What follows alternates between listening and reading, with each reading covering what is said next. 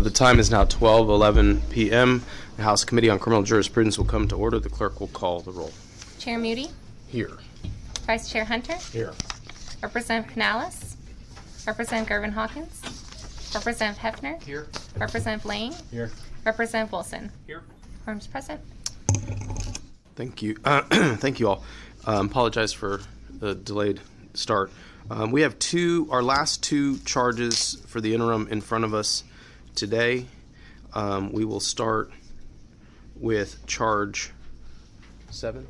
We'll start with charge 7, which reads as follows: monitor the work of the Office of Court Administration on pretrial risk assessment tools for the Texas judiciary, and study the use of risk assessment tools at various stages in the criminal justice process.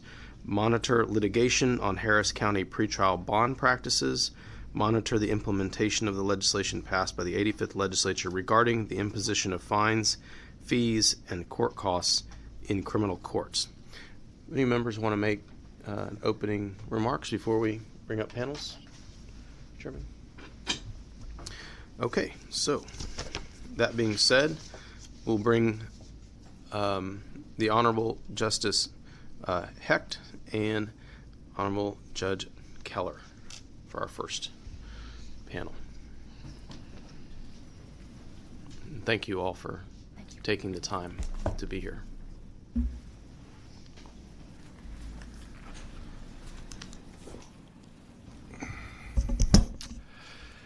Thank you, Chairman Moody and members. I'm Nathan Hecht, Chief Justice of the Supreme Court of Texas, and by virtue of my office, Chair of the Texas Judicial Council. 2 years ago, this committee invited me to speak on criminal pretrial release practices in Texas, one of the matters that summons us here today. And this is how I began. Liberty is precious to Americans, and any deprivation must be scrutinized and carefully justified. To protect the people's safety and ensure that those accused of a crime will appear at trial, persons charged with breaking the law may be detained before their guilt or innocence can be adjudicated, but that detention must not extend beyond its justifications. And then in my State of the Judiciary address to the 85th Legislature, I added, 20 years ago, not quite 1/3 of Texas jail population was awaiting trial. Now the number is 3/4. Many who are arrested cannot afford a bail bond and remain in jail awaiting a hearing. Though presumed innocent, they lose their jobs and families and are more likely to reoffend. And if all this weren't bad enough, taxpayers must shoulder the cost, a staggering $1 billion per year. Add to this nonsense, Texas law limits judges' power to detain high-risk defendants. High-risk defendants, a real threat to society, are freed. Low-risk defendants sit in jail, a burden on taxpayers. This makes no sense. I adhere to those views, and Texans agree. In a recent public opinion poll commissioned by the Judicial Council, 80% of Texans surveyed believe judges should assess risk factors, charge, prior convictions, age, and others in setting bail for a defendant. Yet judges in only 6 of Texas' 254 counties have access to this information. Since I appeared before you 2 years ago, there have been several important developments. Toward the end of the last session, the U.S. District Court in Houston found bail bond practices in misdemeanor cases in Harris County unconstitutional and issued an injunction mandating other procedures. 6 days later, Senate Bill 1338, which would have reformed pretrial release throughout Texas, passed the Senate. That bill was voted out of this committee, though it did not reach a vote by the full House. The bill was among the Judicial Council's strongest recommendations to the legislature and was supported by groups from the ACLU to the Texas Public Policy Foundation. Senate Bill 1338 would have required bail to be set based on a tested and proven assessment of multiple factors indicating a defendant's risk of harm, recidivism, and flight if released, rather than on the nature of the charge alone. Validated risk assessment tools give judges more information and better information in determining conditions of release. Senate Joint Resolution 50 would have proposed a constitutional amendment denying release when court appearance and public and victim safety cannot be assured. To be clear, here is what the Judicial Council's recommendations do not do. They don't take discretion from magistrates and judges. To the contrary, they increase judicial discretion and the information available to make detention decisions. They don't require judges to release all defendants on personal bond. They don't eliminate cash bail, and they don't abandon the bail setting process. They provide judges more information and give them authority to detain violent offenders without bail with strong due process protections. On August 7, Governor Abbott called for a pretrial release reform consistent with Senate Bill 1338, Senate Joint Resolution 50, and the Houston Federal Court injunction, which has been affirmed almost entirely so far by the U.S. Court of Appeals for the Fifth Circuit, though it is not finally done there. A task force created by the National Conference of Chief Justices and Conference of State Court Administrators, on which I serve, is completing its report urging all states to reform pretrial release. The Texas Judicial Council re-urges the 86th legislature to adopt measures like those proposed last session. They are good law and good policy, good for public safety and good for defendants, good for judges, and good for the justice system. Besides the federal court case in Houston, there are cases, I'm sure you know, involving Dallas and Galveston counties. There is no reason to think they will end differently. But hear what the Fifth Circuit said in its opinion affirming the injunction in Houston. And this is a quote: "The changes proposed by the state," and the court was referring to those in the last legislative session, "the changes proposed by the state would provide a more adequate remedy for the constitutional violations found by the court. Should these provisions become law, the need for the court's intervention must be revisited." End of quote. Not to put words in the court's mouth, changes like those recommended by the Judicial Council could end the federal court litigation. Texas should reform criminal pretrial detention, as many states are already doing, and as the federal system did 35 years ago. And that is what the Judicial Council again recommends. On the matter of the imposition of fines, fees, and court costs in low-level misdemeanor cases like traffic citations, the passage of Senate Bill 1913 by the 85th legislature instituted critical reforms focused on ensuring that defendants pay all they can of the penalties imposed by law, but that they are not jailed for not paying what they can't. The Office of Court Administration has collected data on the effects of these changes, and they are quite positive, as David Slayton can explain to you in detail. Suffice it for me to say that jailing the poor merely because they're poor is not only a constitutional issue and a moral issue, it's a senseless burden on taxpayers who must pay for the jail, pay for the collateral damage to defendants' lives, work, and families, and still never collect the fine. In United States v. Salerno, Chief Justice William Rehnquist wrote, "In our society, liberty is the norm, and detention prior to trial or without trial is the carefully limited exception." Those words should guide the work of your committee and the legislature in studying these issues so vitally important to all Texans. And as I said 2 years ago, the third branch stands ready to support all efforts to continue to secure the blessings of liberty for all Texans. Thank you for the invitation to speak, and I'm happy to take your questions. Justice, I appreciate you taking the time, not just today, but over the course of several years, diving into this subject matter. Obviously, there's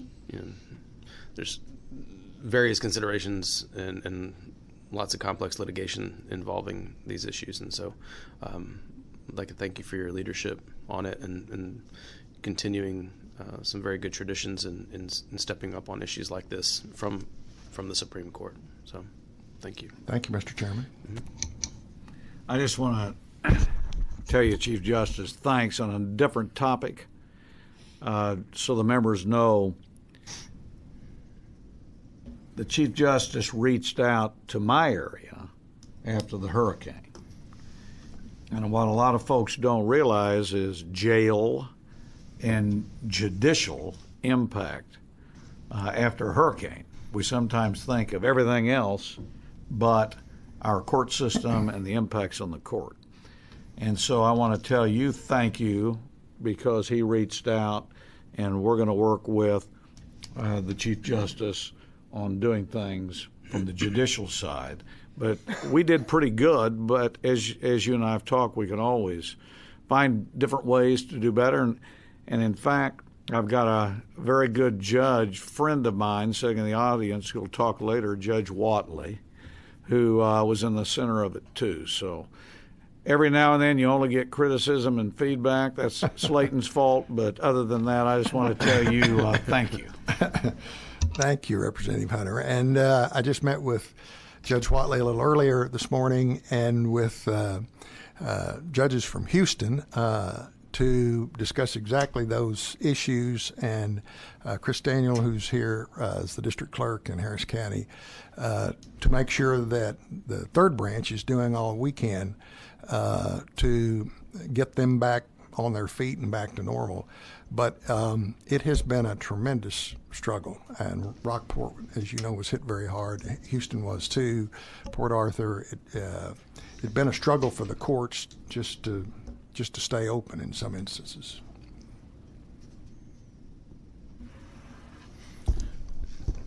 Members, do you have any other questions for Justice Heck? No. Judge? Thank you, Chairman Moody and members. I'm Sharon Keller. I'm presiding judge of the Texas Court of Criminal Appeals. In regard to the proper purpose of bail, the United States Supreme Court has said that bail, this is a quote, is not a device for keeping persons in jail upon mere accusation until it is found convenient to give them trial. On the contrary, the spirit of the procedure is to enable them to stay out of jail until a trial has found them guilty. So in our statutes, bail is the security given by the accused that he will appear in court for trial. It includes a bail bond, cash or surety, or a personal bond. All bail is required to include an amount and may include other conditions of release.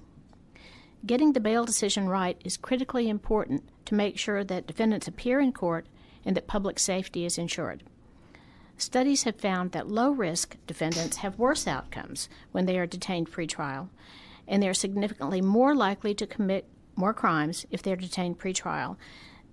And that detention decisions can be racially disparate, and that the defendants and their families suffer economic instability from detention. In addition, the Texas Judicial Council's own study found that where risk is not considered in setting bail, defendants commit 20% more crimes and are over 9 times more likely to commit a new felony or offense with a weapon than when risk is considered. If that were not bad enough, we also know that our current system of pretrial detention often keeps low-risk defendants in jail and releases high-risk defendants, since judges do not have the ability to detain the riskiest criminal defendants. There are only a few instances when someone can be detained without bail: capital murder with proof evident, individuals with multiple felony convictions, individuals accused of a felony or family violence while on bail, or individuals who violate an order for emergency protection or protective order, none of which are directly related to risk analysis, meaning that a judge has no authority to detain an extremely risky defendant in jail pending trial just because he's a risk. In a survey, 2/3 of local officials who responded said judges rely heavily on their own, quote, gut feeling when setting bail, and 40% of these judges reported to the Judicial Council that they use their own intuition to set bail due to the lack of other reliable tools, resulting in less than 1/3 of the judges saying that they are confident that their pretrial decisions promote public safety or encourage appearance in court. Over half of the Texas judges who responded indicated that the biggest obstacle to making better bail decisions is the lack of a validated risk assessment tool. For this reason, the Court of Criminal Appeals is working with the Office of Court Administration to deliver a pretrial summit this fall for judges and county officials to better understand best practices around setting bail. The Texas Judicial Council's recommended reforms improve this situation, and I look forward to working with you as this process moves forward. I'm happy to answer any questions you might have. Judge, thank you. And actually, first of all, is there a way that we could have your written remarks for the members of the committee, and we can circle back on that just so we have them? Yes. And I certainly appreciate you connecting with us on that. Recently, the Chief Justice made reference to the governor wading into the discussion on bail reform recently. There was a proposal made that we consider previous crimes, specifically against law enforcement, as a part of the method by which we look at setting bail. Is there something in our law today that precludes us from doing that? Yes. In setting bail, no. Yeah. I think you can do that. So is okay. I know it's just so there. Other than just cropping it out as a separate required factor to be considered, it's not something that would be. It's something that if a judge wanted to do that today, that's something they could take into consideration. I believe so. Okay, so I'm gonna check on that. Members, did we have any questions for Judge or Justice? Yes, Representative Lang. Judge, you said that 20% of the judges right now don't know how to set bail or are uncomfortable with setting? 20%, that figure was, I think it was, I can't remember if it was the 20% that said that they don't feel, 2/3 that rely on their gut feeling. Okay. 40% said that they use their own intuition, and I can't find my 20% number. Sorry. Do some of the magistrates and judges, I have rural counties, and our JPs set the bail. They usually go by CCP 1715. Is that just not the norm, or is that not enough, in your opinion? I don't know what the norm is, but it's not enough, because as long as there is no risk assessment using a validated tool, the decision is often wrong already, and it keeps too many low-risk defendants in jail when that worsens their chance of committing new crimes, destroys their ability to keep a job and support their family. So whatever it is now, I would say it's not good enough. Okay. Okay. Thank you. Representative Wilson. Thank you, Mr. Chairman. Chief Justice, Judge, thank you for being here. It's good to see you again. You were at Sun City not too long ago. Right. Yeah, it's really Good good to see you. I'm going to demonstrate my ignorance, but with the risk assessment tools that are recommended and so forth to help magistrates and so forth, what other states have implemented those said tools that we're looking for? Or that policy? New Jersey has mandated them by state law. California, you may have read in the press, just adopted their use statewide. I think the governor signed the bill the last day or two. Mm-hmm. They're in use in New Mexico. They're in use in Kentucky. I couldn't name all of them. David Slayton can probably give you a complete list. But even when they're not statewide, a lot of jurisdictions are using them. I know the district courts in Nueces County have been using the risk assessment tools for the last year or so. So I understand that, for example, within New Mexico, they're looking to potentially repeal that legislation. Can you tell us what the issues are that may help us as we're looking to move forward that we want to make sure that we avoid? I probably can't tell you all of them. There is opposition to change from the bail industry. And that's been true in all of the states that have considered these issues. There are various arguments that are made. For example, one issue is adequate protection of the public. But this is a very general comment, but I think the studies pretty uniformly show that risk assessment factors actually are better at predicting who's going to injure the victim or re-injure the victim or injure the public further than bail schedules and other kinds of information. So there is an issue on the from the ACLU's point of view, I know that there should be less detention of defendants, even riskier defendants. But I think, again, these risk assessment tools are called validated because that's what's happened. So they've been tested in the field, and using what you do is you gather, 14, 15 pieces of readily available information, age and residence and priors and stuff like that.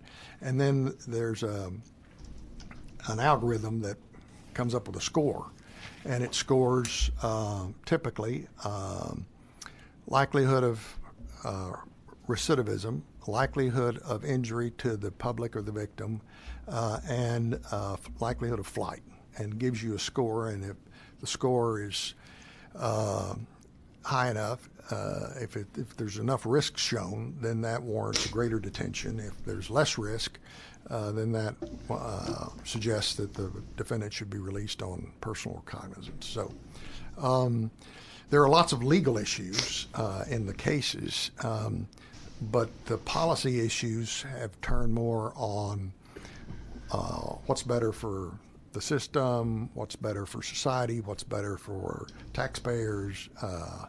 I know the Texas Public Policy Foundation has been quite active in advocating for reform because of its analysis of those issues. The failure to appear in court seems to be vast numbers when you look at Harris County, Travis County, and so forth like that. Do you see any sort of policies as it pertains to risk assessment or the reform on the PR side that may cause even more expense to the state to basically overcome the failure to appear? That's not been the experience that I know of in the states that have moved in that direction. The principal element of expense that I'm aware of, and I may not have all the information, is the use of a more rigorous probation following the defendant on release, getting him back in. Sometimes that is those departments have to be expanded. I think maybe that's what the judges did in Nueces County a little bit, but it was not a big component of the expense.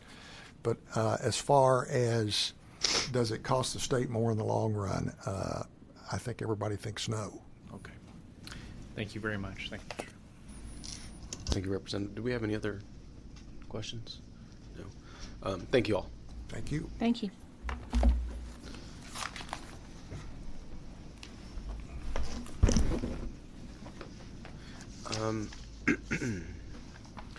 Chair would call the Honorable Kim Ogg.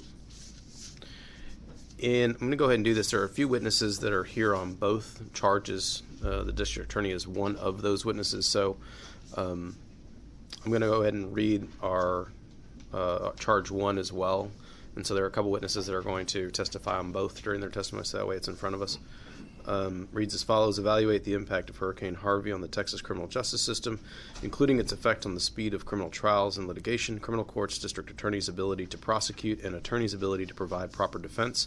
Recommend any changes that could improve operational stability of state criminal justice institutions following a natural disaster, and changes that would allow for a more effective response.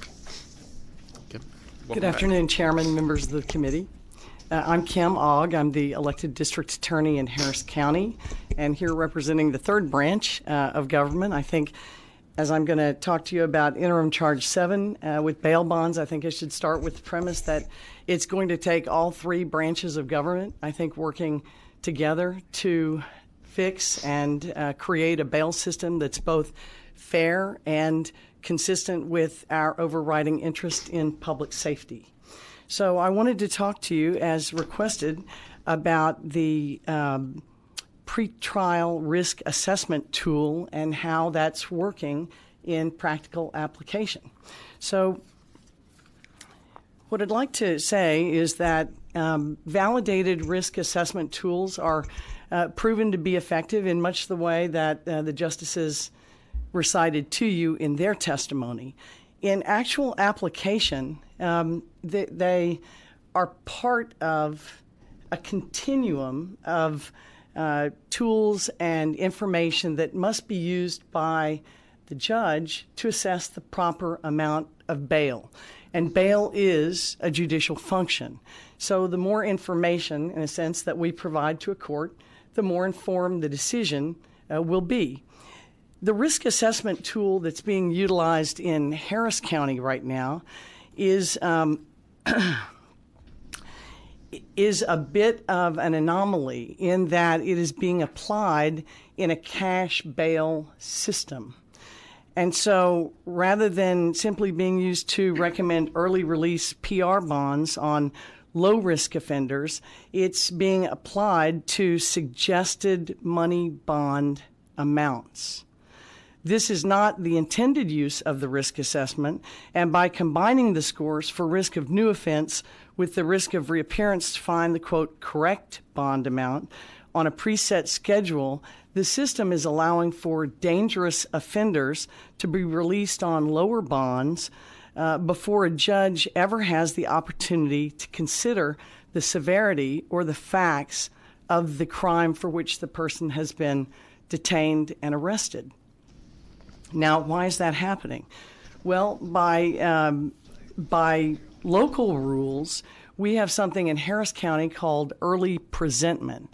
And early presentment requires a magistrate to assess a case using this validated pretrial assessment tool, but it doesn't provide for the opportunity by either the state or the defense to present to the magistrate other information which we believe is critical to their decision making.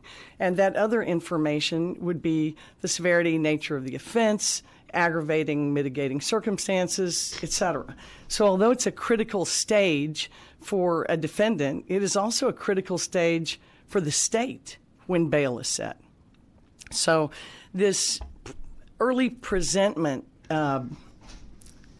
model is not ideal for use of the risk assessment tool because the magistrate is deprived of some of the pertinent information. By getting a defendant to a magistrate, that critical stage, it allows for the appearance of both sides. And at that time, we, the prosecutors, can then assert our public safety information pertinent to public safety. And the defense has the opportunity to do the opposite, to talk about the ties to the community, et cetera. So it's the way the schedule is used, both in conjunction with a cash bail schedule and at this early presentment model that is used in Harris County by way of local rules that's creating some problems. And I brought you a few examples so that you could see how it plays out in application.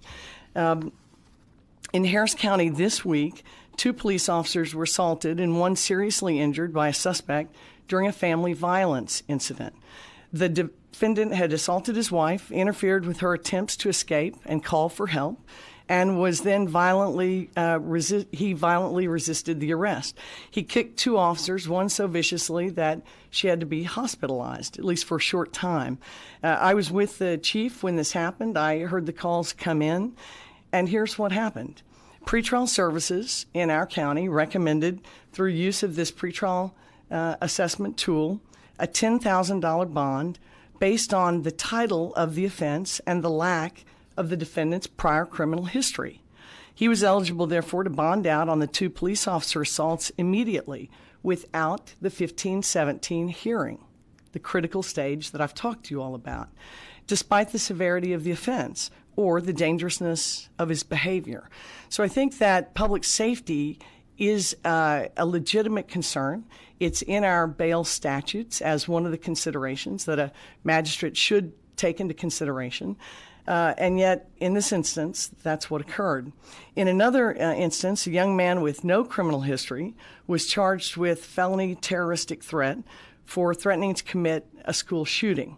Pretrial services recommended the predetermined scheduled bail, and he was eligible for immediate release, despite the fact that when he was arrested, he was on his way to the school with weapons.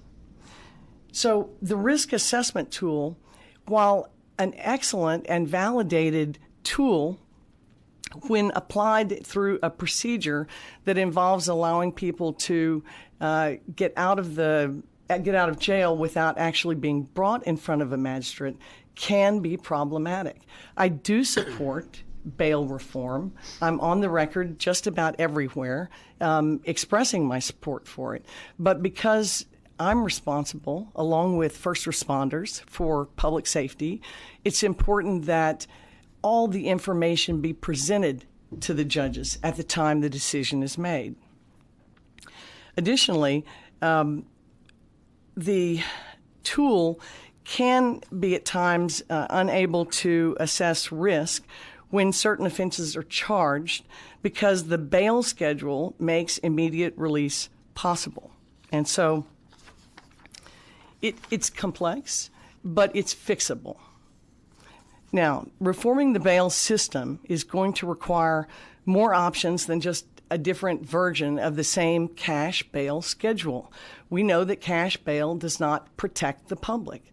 When somebody, regardless of the level of their risk, can get out with bail, if they're wealthy enough, that's not adequate to protect the interest of the community in terms of safety in any case. And likewise, a system that keeps in people who are too poor to bond out disserves the system in a different way.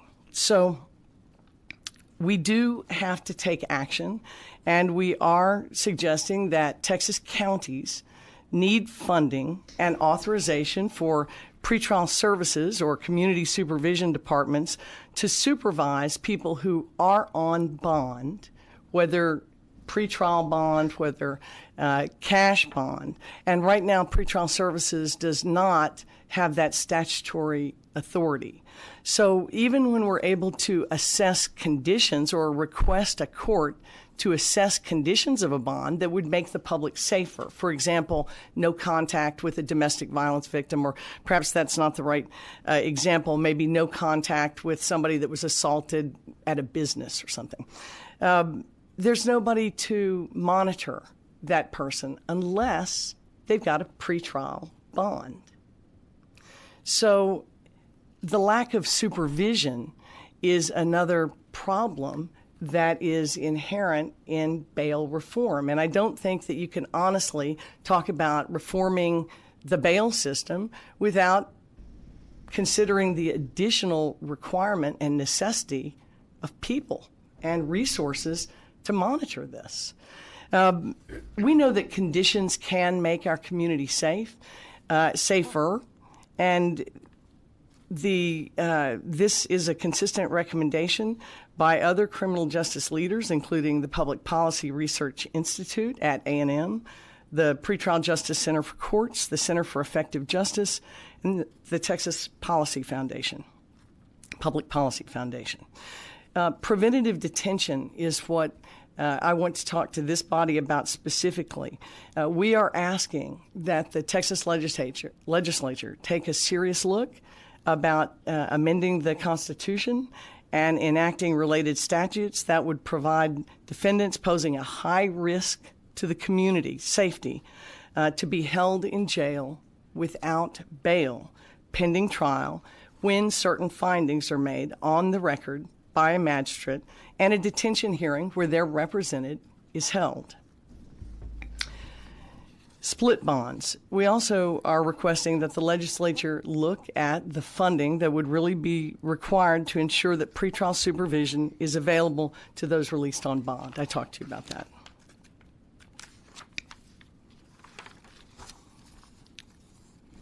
Finally, a good example of the inability of the tool to include certain relevant facts is clear in this example. We had a jugging suspect. That's somebody who follows you home from the bank and then robs you to get the cash before you can get to your intended destination. He was part of an ATM robbery as well. He bonded out on a couple of high bonds several times. He was on bond from Tarrant County for about $500,000, but he had been able to pay those bonds, showing, again, even high bond won't protect us from dangerous predators. Police detectives were frustrated, not only that the defendant could not be detained preventatively because he hadn't been yet convicted, but because there were no conditions placed on his bond.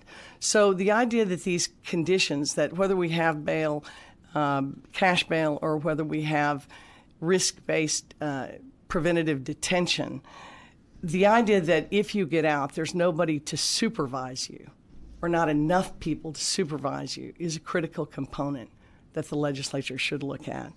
Even though there were high bonds, no stay-away order for the area where he was jugging or GPS monitor attached to him was ordered as a condition of his release.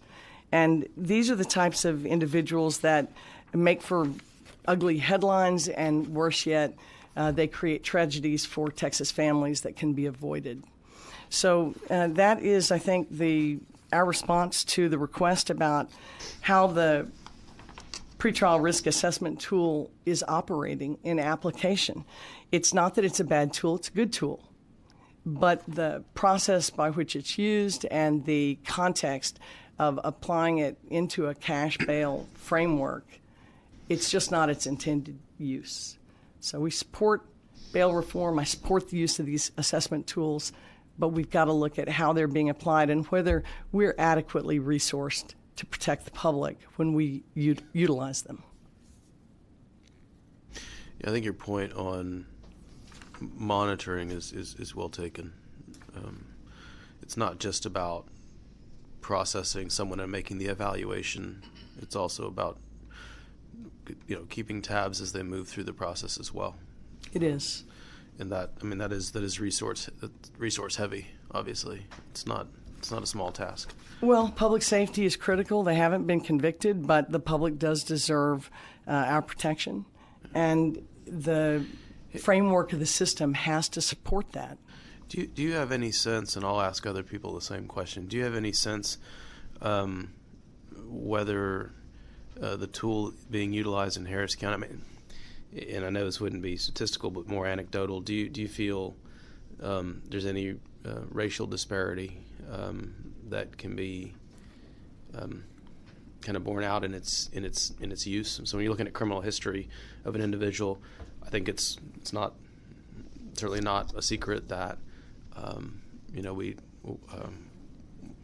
we have over incarceration of people of color, and so using that data and using that information, do we run the risk of then further harming those individuals because they were interacting with the criminal justice system in a way that maybe it was because of the color of their skin?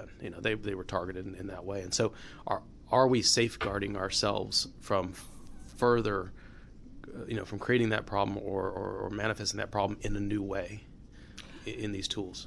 Well, racial disparity is absolutely something that we as the individuals who are responsible for our criminal justice system, we have to be aware of, and I think we have to take deliberate measures to prevent in as much as humanly possible. At the end of the day, inherent bias exists within each of us, and so anytime there's a discretionary decision that's being made, such as bail by judges, then that possibility exists. The benefit of a validated assessment tool is that it utilizes ostensibly objective criteria for ranking the person. But I don't think that evaluating the actions of a defendant or a suspect in a particular crime lend themselves to racially disparate determinations. If somebody sticks a gun in your face, I think you're going to consider it dangerous regardless of the color of his skin or the choice of his religious beliefs. So by looking at the actions and just considering the facts of the underlying case, it's you're going to get some humanity in that decision, but I don't see it being as prone to racial disparity when you combine it with a more objective tool. I'm just looking for a well-rounded way that we can work together to keep Texans safe. Thank you. No, I appreciate your insight on that.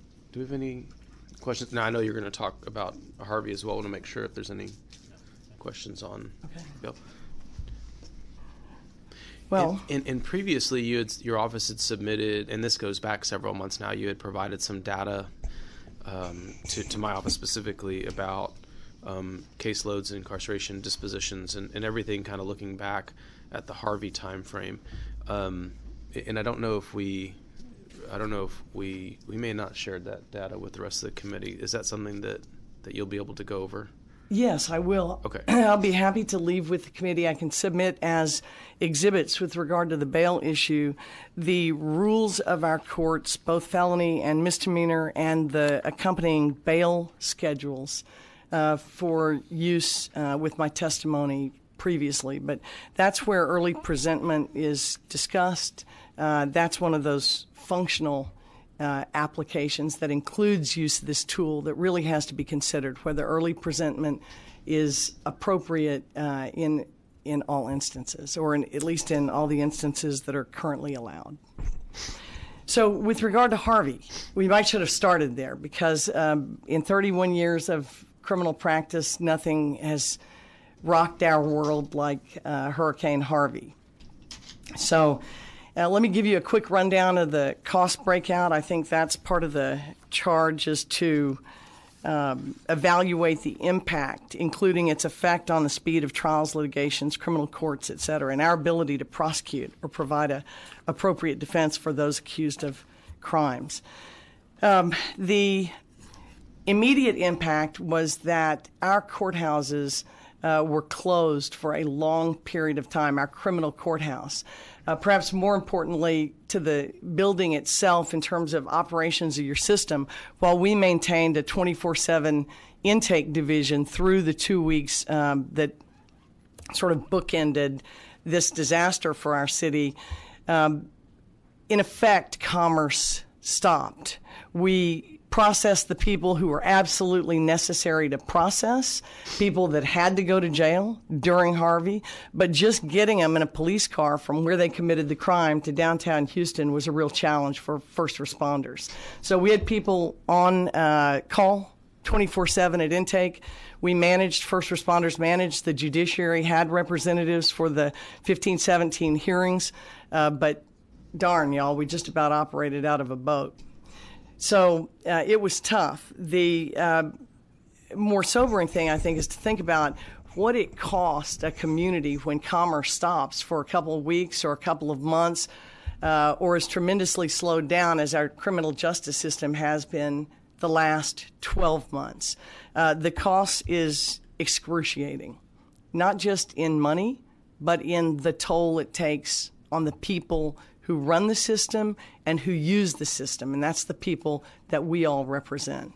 So by the end of August, tomorrow, we anticipate the total spent on outsourcing the jail, because the population is overflowing, will reach about $3.2 million. The outsource rate as of today costs about $600,000 a month. We were having an emergency meeting as I left because the jail is at 9,800 capacity plus, and they are outsourcing people as we speak to places that they are running out of places to outsource them to. The number of inmates awaiting felony trials has ballooned to 5,448 people. Harvey-related expenses for the district attorney's office have totaled over $5.4 million, with another estimated $5.2 million in rental costs to come. I began by saying our courthouse flooded, our city flooded. Our courthouse was knocked out completely. It housed the district clerk, pretrial services, the public defender, and the district attorney. Well over 1,000 people. Anytime you've got a system that's going to require people to be evacuated, it's going to have to be shut down. Anytime you shut down a system, it's going to cost a bundle, and it's going to take a long time to recover from. So we do need a system and assets, meaning courthouses and places to work, that don't have to be evacuated. The lost productivity of our assistant district attorneys, roughly 7.5 hours each transporting themselves and files between outlying offices and courts. We were housed in 11 different facilities around our county. We came to 5 different courthouses, as did the judiciary, civil court building, family court building, the jails. We had male, female dockets. It's been quite difficult for everyone involved.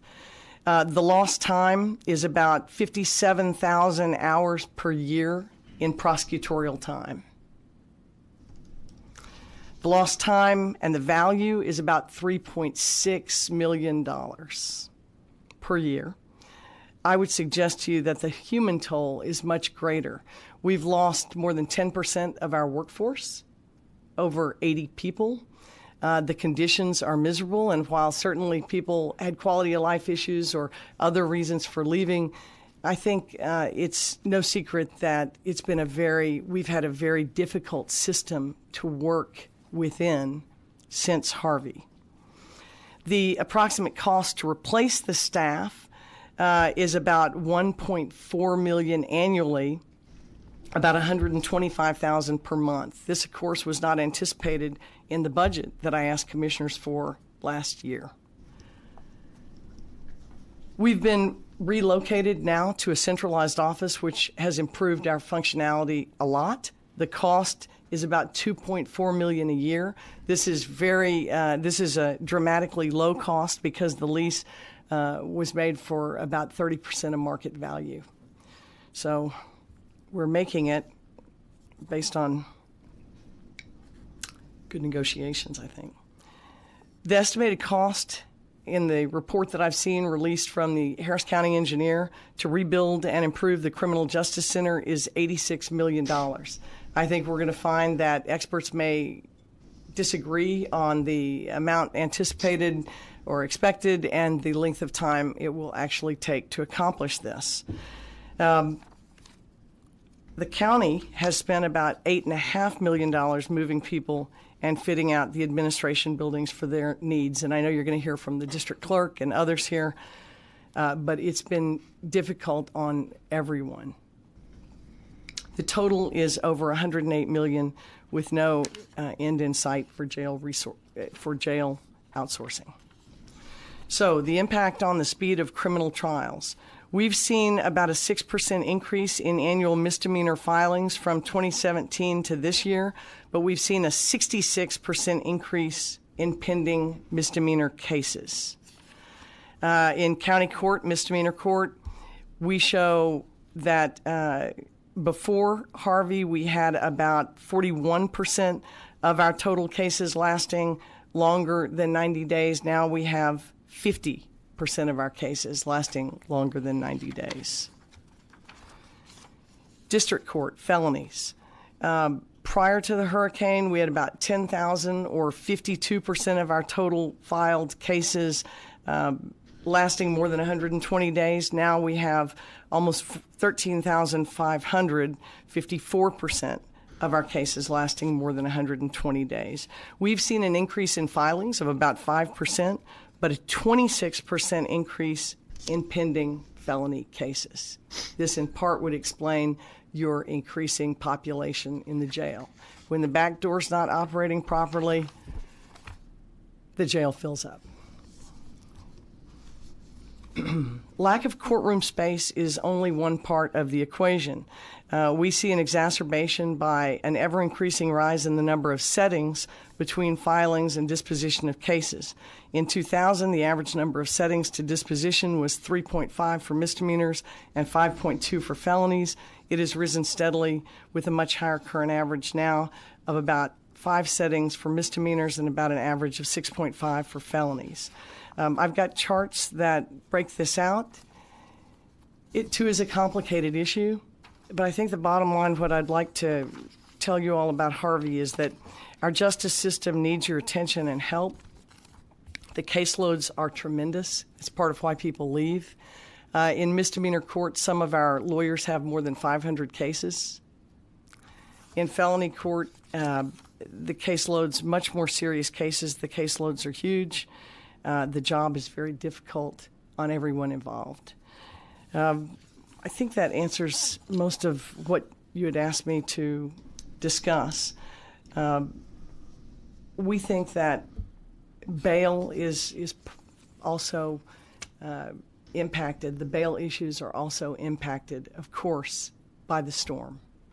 So it's hard to discuss one of your charges, at least when it comes to Harris County, without discussing the other. Mm-hmm.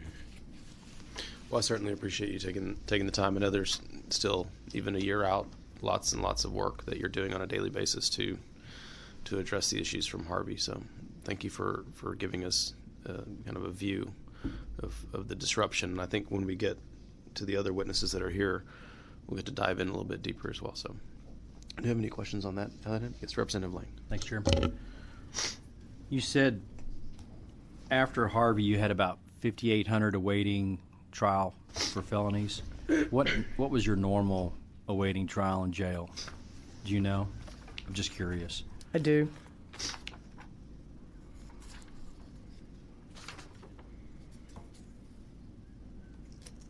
I'm assuming it was way in above. district court.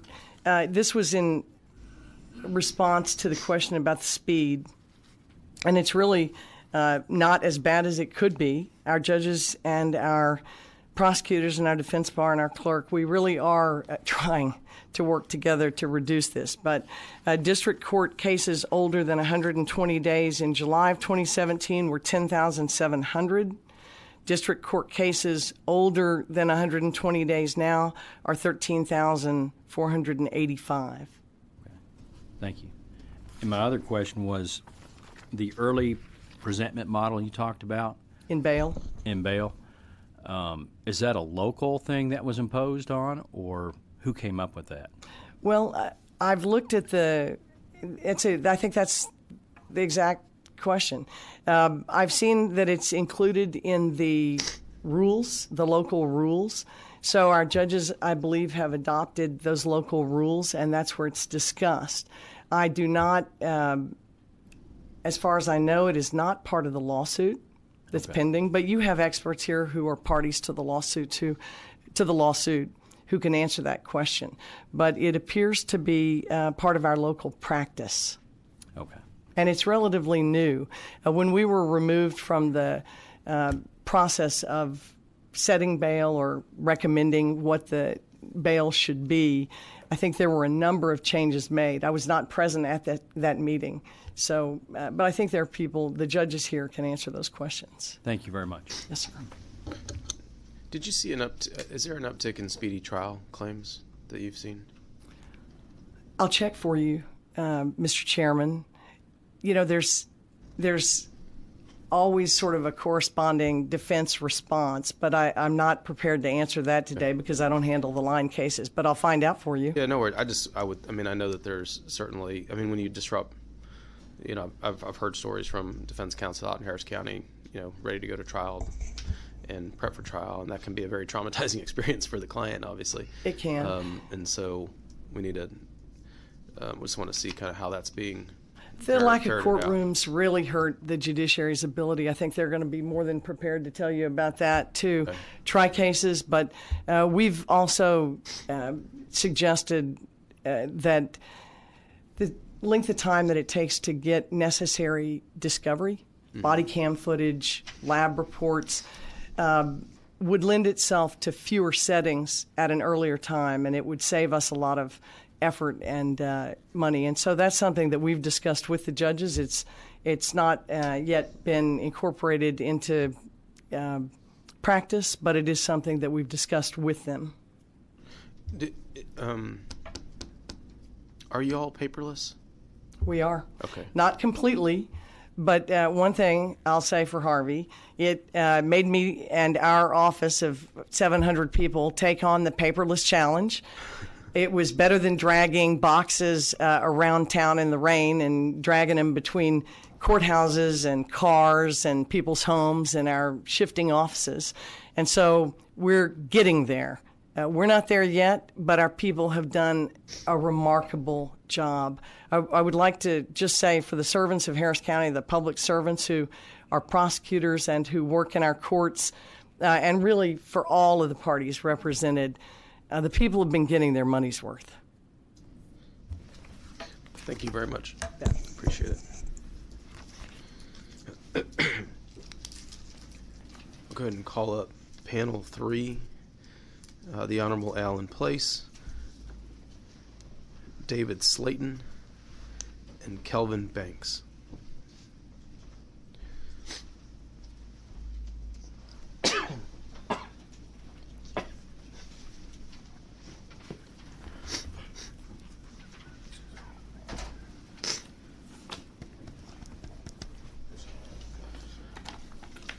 And David, were you going to speak to both charges as well?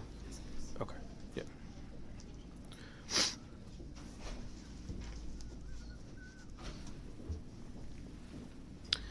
I'll let you all flip a coin and Defer to you guys. I'll go.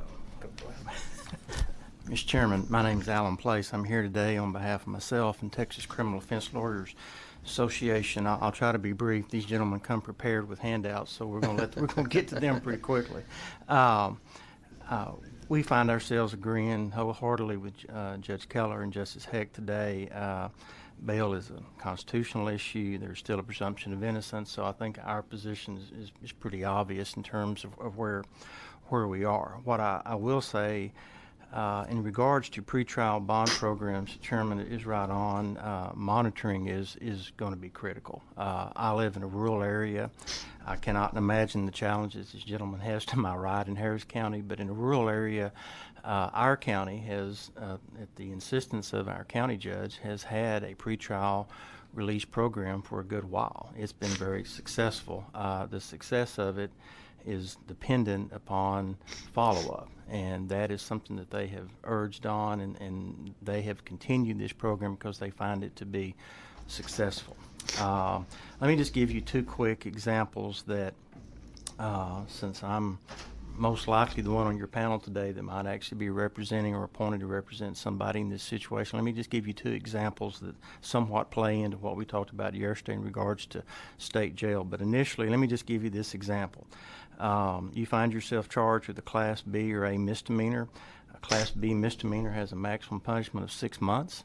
Class A misdemeanor has a maximum of 1 year in jail. And say you're single, say that you're making minimum wage, and I live near Fort Hood, Texas, and many of our soldiers, our entry-level soldiers, are under the poverty level, and basically that is something that we see a good bit, is that we see a young soldier wind up in jail that cannot make bond. But basically, let's just put it this way. So say you're again, minimum wage, you have a bond set that's anywhere from, let's say, that's going to cost you between $500 and maybe $2,000. You don't have it. You may have a job. You may have a residence. Chances are you're living paycheck to paycheck. You probably don't have medical insurance. You may or may not have automobile insurance, but you're making it. And basically, when that bond is set, you're not able to make it. And so what happens next is that you sit.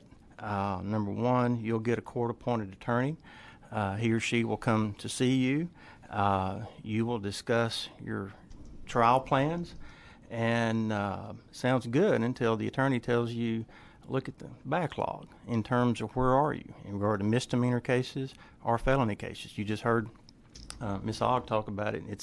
It's going to be probably more numbers necessarily in Harris County, for example, but in a rural area, you most often have, in my county, we have one judge for misdemeanors for 90,000 people. So, he has a backlog, and if you want your right to a trial, you'll get it. It may not be in the calendar year you're in or even in the next calendar year, but you'll eventually get it. So what I will also tell you is I had our county had a mental health grant a few years ago, and during the interim, I was able to help them with that. And I was shocked in terms of the number. I don't think the mental health issue is rural or urban.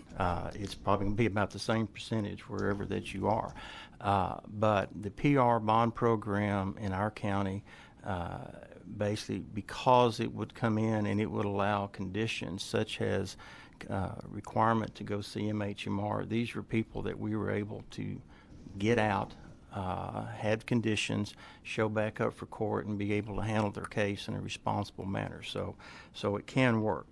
Other example I'll give you that tied in a little bit yesterday to our state jail conversation is, let's say you're charged with the state jail. Your bond's probably going to be higher. Again, it has a 6-month to 2-year range, and by law, state jail cases have to be nonviolent. So what you have is a situation where you may have a bond that would maybe cost a couple of $1,000s to get out, and you can't get it. Again, same situation. A lawyer comes over, you work basically your situation out in terms of how you're going to proceed with the case, and certainly I would say at that level, when someone's first charged, I mean, we're months and years away from a final disposition. Yes, we recognize that probably 85% of cases wind up being plea bargained in some way.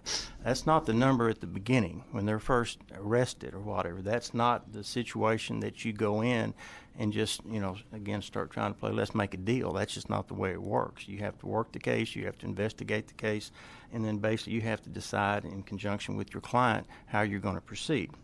So basically everything is fine until you realize that your right to have a jury trial is also dependent on the county where you live and where you get and when you get to trial. And so does that situation wind up sometimes being a disservice to certain people charged with crime? It probably does. And I mean, everybody in the system probably has a hand in it, and it could be better. And so, I've just seen personally, and I've seen from anecdotal stories from other counties where this can work. And I can tell you, even with the program we have in my county, we have a 96-person jail. It has probably about 85 people sitting in it today as I sit here. And we also have a contract with Milam County, which is Cameron, Texas, for about another 60 to 80 people. So we're paying another county to keep almost as many inmates as we have in the county, and that is with an active pretrial services program. That number, I can assure you, would be 50 to 100 or more if that was not in existence, kind of thing. So we think there's merit in the bill that came out of the Senate as it was written, that was passed this committee, and I'm guessing you'll see it again. I would assume so. To the question I asked the district attorney about racial disparity in some of these shift, and I know you've seen different counties do different things, but as we shift in or counties adopt these policies, are you hearing anything from your folks across the state that they feel there's maybe we are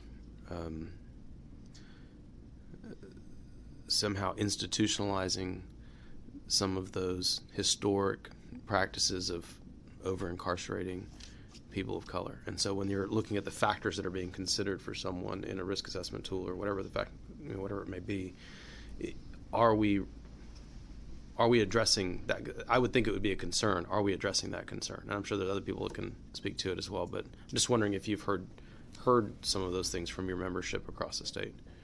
I think what all of us hear, and I know what y'all hear, y'all seem to hear the negative situations, the worst case scenarios, and that doesn't necessarily mean it's going across the board. I think, I don't know which prior witness said it, but when you have a magistrate that at the end of the day is making a discretionary decision, then you just have a lot of factors in there. I'm not hearing necessarily anything along those lines. I do think, number one, probably the internet, things like that, probably create some panic, and perhaps in certain situations, you may get a higher bond in relation to a bond.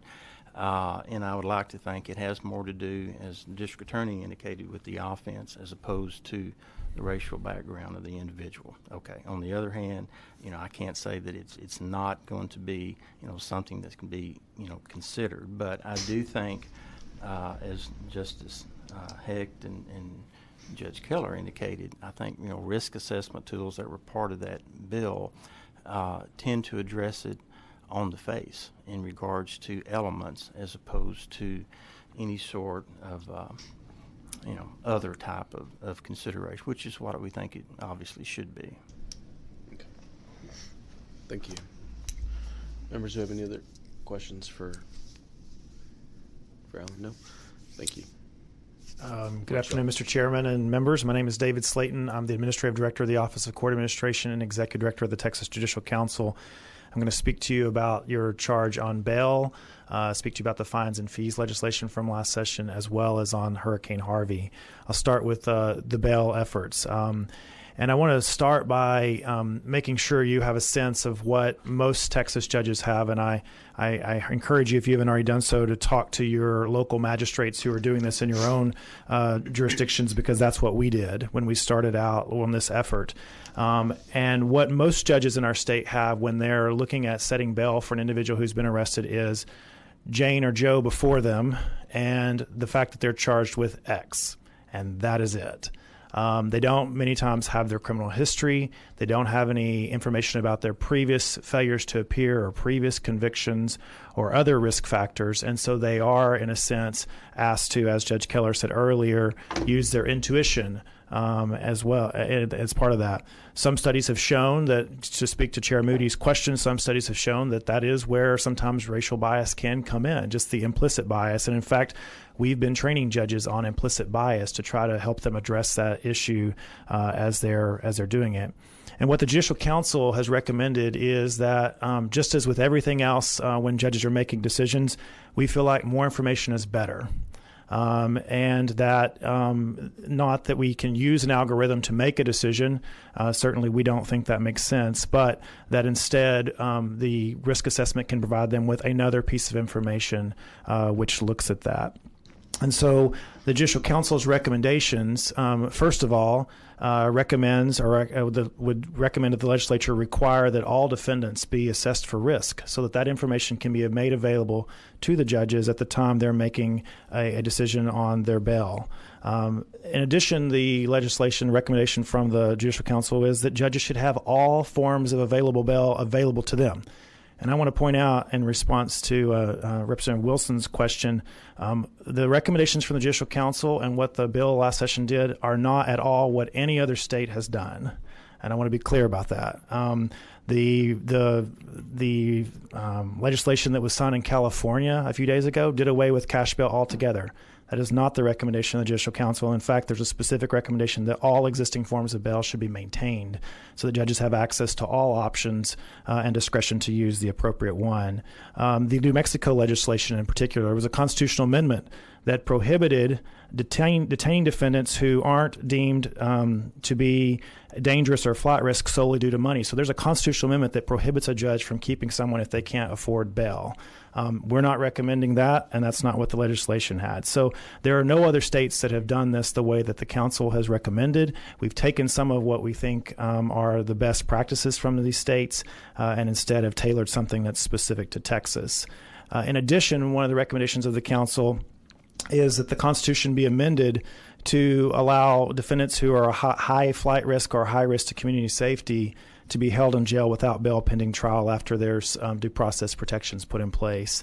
As was mentioned earlier by the Chief and Judge Keller, and as was mentioned a few days ago by Governor Abbott, judges right now have no ability, except for in very, very limited circumstances, to detain the riskiest person. So when judges are faced with an individual who they know by the information they have, if they have criminal history information or if they know by the instant offense that this person is really risky, there is absolutely no way that they can ensure that person will stay in jail. they can worry about the fact that they may get out and go and kill someone the next day, and there's no way for them to keep them in jail. This is a place where we feel like, and the judges have indicated, that they're worried about the ability to protect public safety. And so one of the recommendations is the constitutional amendment that would give judges that ability in limited circumstances and with certain due process protections to make sure it's not overused. Another one of the recommendations, which has previously been mentioned by District Attorney Ogg and Mr. Place, is that there should be funding provided to pretrial supervision to make sure that we're doing this right. We looked at other states and the way they're doing pretrial supervision, and one good model is Kentucky. They have a robust pretrial supervision. We believe that that the savings that counties would see from reduced jail populations would more than pay for the cost of pretrial supervision. So we think that there's ability to kind of look at ways to see if there's some gap funding, and the Judicial Council's recommendations actually lay out for you some of those ideas as to how that could be funded.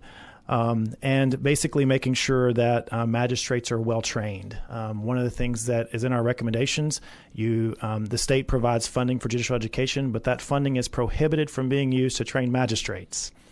Doesn't really make sense since they're making some of the most important decisions in our system. And then also one of the things that was in the legislation, which I want to give you a little bit more information on, is that there be a validated risk assessment being made available for counties to use, so that there's not an unfunded mandate that they have to have one. They wouldn't have to use the one the state provided, but it would be available to them. And we've made some progress on that since the end of the last session. And in one of the handouts I provided for you, I've given for you what we refer to as the Pretrial Risk Assessment Information System for Texas. The acronym is Praise Texas. And it is basically an online system that would allow local officials to take a validated risk assessment that's out there from around the country. It is the one that Harris County is using. Basically, in the middle of the page, you see in the darker box the different factors that would be used to develop a risk score. It develops 3 risk scores: risk of flight, risk of new criminal activity, and risk of new violent criminal activity. Provides a judge with scores low, moderate, high. When we were looking at this, some people said, well, we should put a recommendation on there about what the judge should do. And we said, no, absolutely not. This is only information, once again, that judges use as part of their full discretion to be able to make a decision about what the appropriate bail is, whether that's personal bond, some sort of secured bond, or if the legislature were to authorize detention.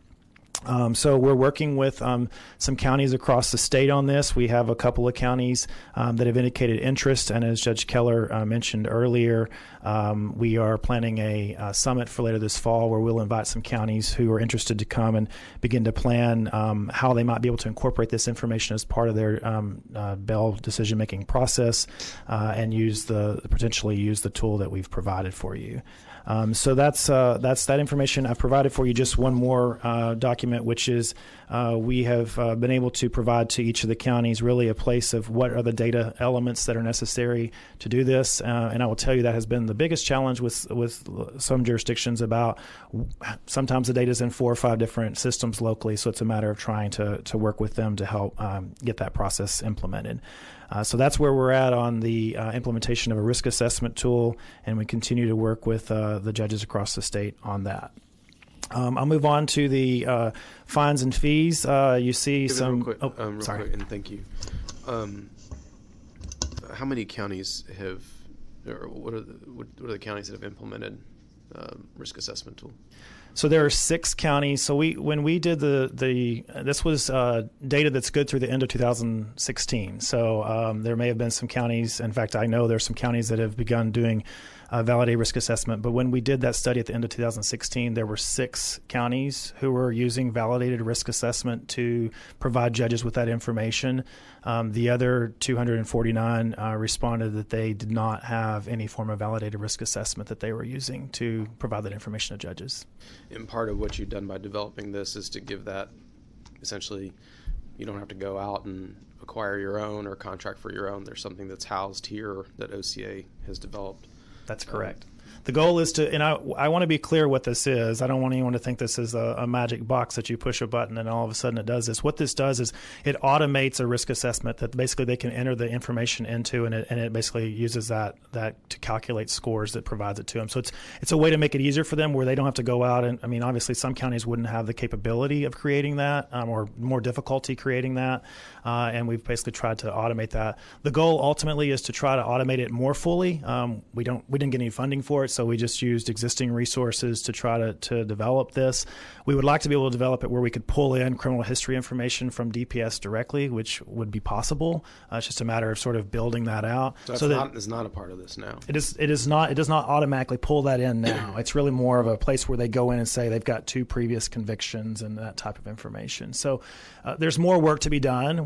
We've started, but there's more work to be done with it. And you know, the governor's in his plan that he laid out, he recommended that we build that, and so that's really one of the things that we'll be talking to the legislature back during the next session about, you know, what it takes to really get that done. To be able to pull that data over. Right. And so I'll ask you the same question I've been asking some folks, because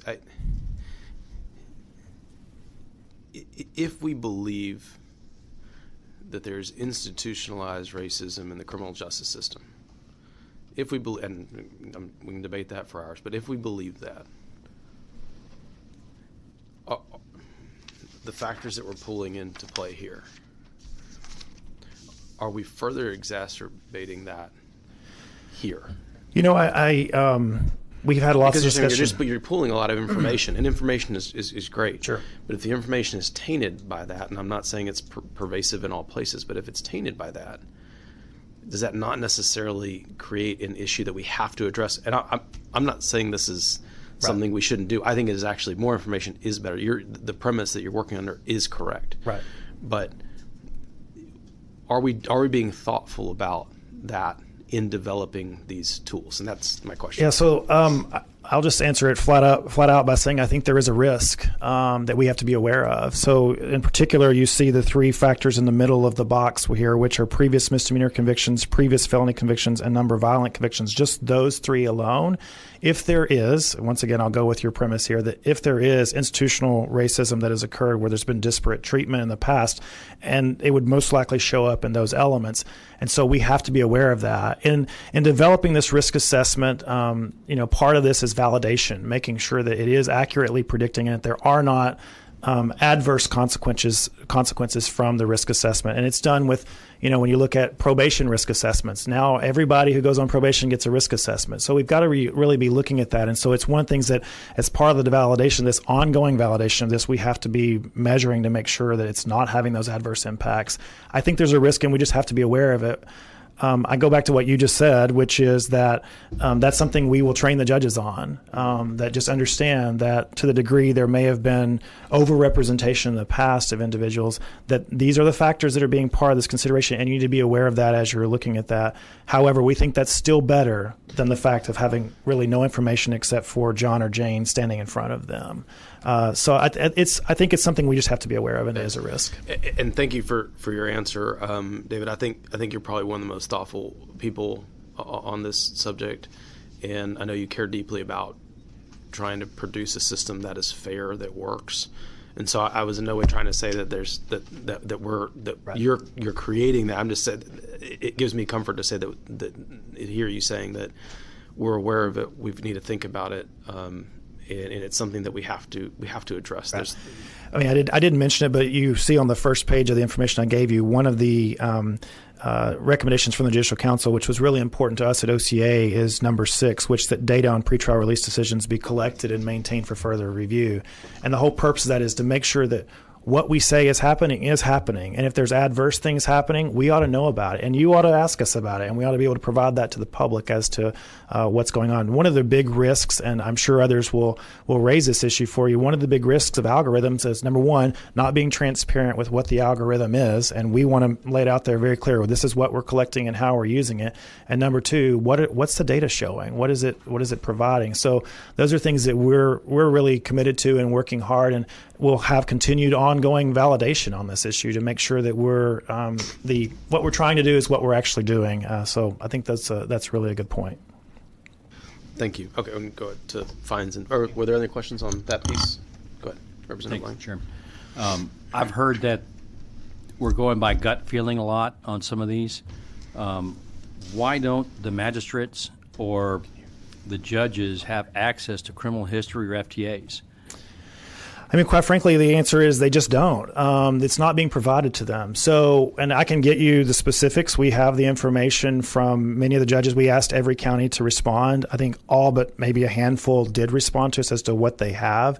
In many of the jurisdictions, you've got justices of the peace, right, municipal court judges doing this, sometimes part-time magistrates who are contracted. Those are generally sometimes county judges. Those are the ones who are doing it, and they're being taken to jail, and all they're being given maybe the probable cause affidavit for the instant offense or what the charge is, and then the defendant before. And they're not being provided that information, and there's no requirement in law. You asked Judge Keller earlier about, well, why aren't they considering, or maybe Representative Moody asked about, why aren't the judges considering whether or not there's been a threat to law enforcement in the past? They can, they just don't have that information. And one of the goals that we're trying to do is we want to make sure they have that information when they're making the decision. We feel like the more information that they can have, the better. And right now, there's just no requirement that be provided to them. All that's required under the law currently to be provided to a magistrate is the probable cause affidavit and present the defendant. That's it. Thank you.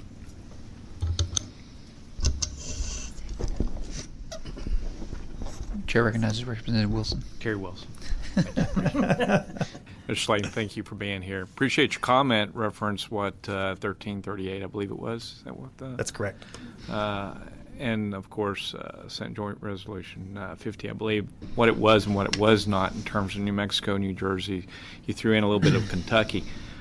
So tell me, what is 1338 if it's not similar to New Mexico and New Jersey? So if you go back and look at 1338, and it started as a larger bill and it condensed. I'll speak to the version that your committee voted out. And all that 1338 did was, one, require that every county have some validated risk assessment. They could either adopt the state risk assessment or they could adopt their own, that the judges locally would make that decision. Two, that every defendant who is arrested should be assessed for risk. I will say there was one exception made during the amendment process where that wouldn't hold up some defendant who wanted to bond out on some preset amount, which I know DA Ogg was actually speaking to earlier about how that could be a problem. But the original version coming out from the council didn't have that exception, but that was one thing. So everyone had to be assessed, and that judges had to take that information into consideration whenever setting bail. That's it. That's all the bill did. I would say that there was language in there which I think some people maybe interpreted differently than what I think we thought it said, which was it said that the judge should consider the least restrictive form of bail and amount necessary to ensure the defendant's appearance. That's already case law anyway. They're not allowed to be overly oppressive with their bail amounts, but the intent was just consider that as part of your decision and then choose whatever bail makes sense based upon the factors that you're required to consider. That's all that 1338 did. It did not have the ability to detain the high-risk inmates because that didn't make it through the Senate. The constitutional amendment never moved, and all the provisions that were in the bill that dealt with implementing the constitutional amendment came out. So the goal, I think, the District Council's recommendation would be that we believe that not only should we deal with low risk, we should deal with high risk. In fact, perhaps the biggest risk to public safety are the high risk people who can get out. I always say that I've said publicly that if you're a bad drug dealer, you stay in jail. If you're a good drug dealer, you get out under our current system because you can afford the bail. And DA Ogg was actually given some examples of that earlier. So we think that really both of those, both ends of the spectrum should be addressed as part of any legislation that you all consider. I appreciate that. On the high risk, absolutely agree with you. However, it seems as if the legislation really didn't address what the previous testimony was saying was the highest risk. It did not. And I will just remind you that the bill as originally filed did. The recommendations from the council did and continue to be that the high risk individuals should be that. And that requires a constitutional amendment. As the Chief Justice pointed out, we did, as part of a broader public opinion survey about public trust and confidence, we added a question about what does the public feel about this? And 80% of the public said they support that judges should be using risk assessment and that that's what they should be using to make decisions. I think if there were a constitutional amendment that were explained to them about the fact, I'm guessing that most people don't think that high-risk people can get out. and that there's no way for a judge to keep them. I just had a conversation with an individual who was really upset about someone getting out and calling me saying, why did the judge let this person out? And I said, well, let's look at the factors. There's no ability at all for the judge to keep this person in jail, no matter what the charge is, no matter what his history is, because he didn't meet any of those very narrow exceptions in the Constitution that allows a judge to keep him in there.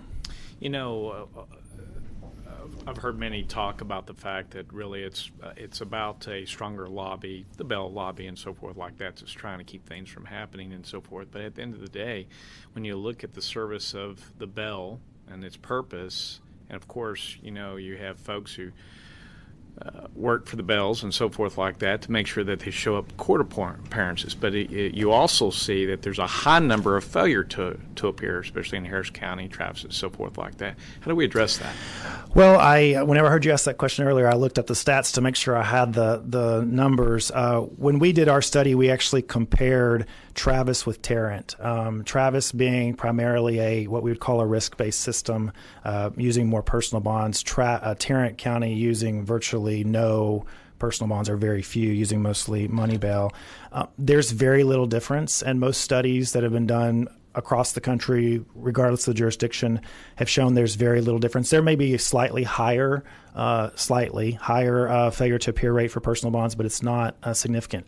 But in Harris County, there is an exception. When the federal district judge struck down the Harris County system as unconstitutional, she put in place something that's called an unsecured bond. And this is a huge distinction that needs to be made. Unsecured bond is someone, as DA Ogg was mentioning earlier, doesn't go before the magistrate. The sheriff lets them out, kind of like, you're free to go. It's what would have been what many people think of when we say a personal recognizance bond, a PR bond, which we don't have in Texas. We have personal bonds that have money attached to it. These unsecured bonds do not have money attached to it. It's basically like a PR, personal recognizance bond. So there's really no consequence to not showing up, besides you get arrested, but there's no financial penalty.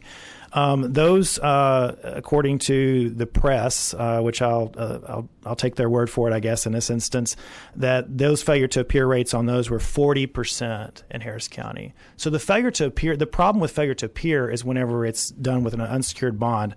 The press report on the personal bonds, which I'm sure our pretrial services officer here to my left can speak to, it's not been as big a problem in the actual personal bonds that have gone through a magistrate. The magistrate's evaluated whether or not you're appropriate for one of these bonds and issued it. It's whenever they just get released on these unsecured bonds without that.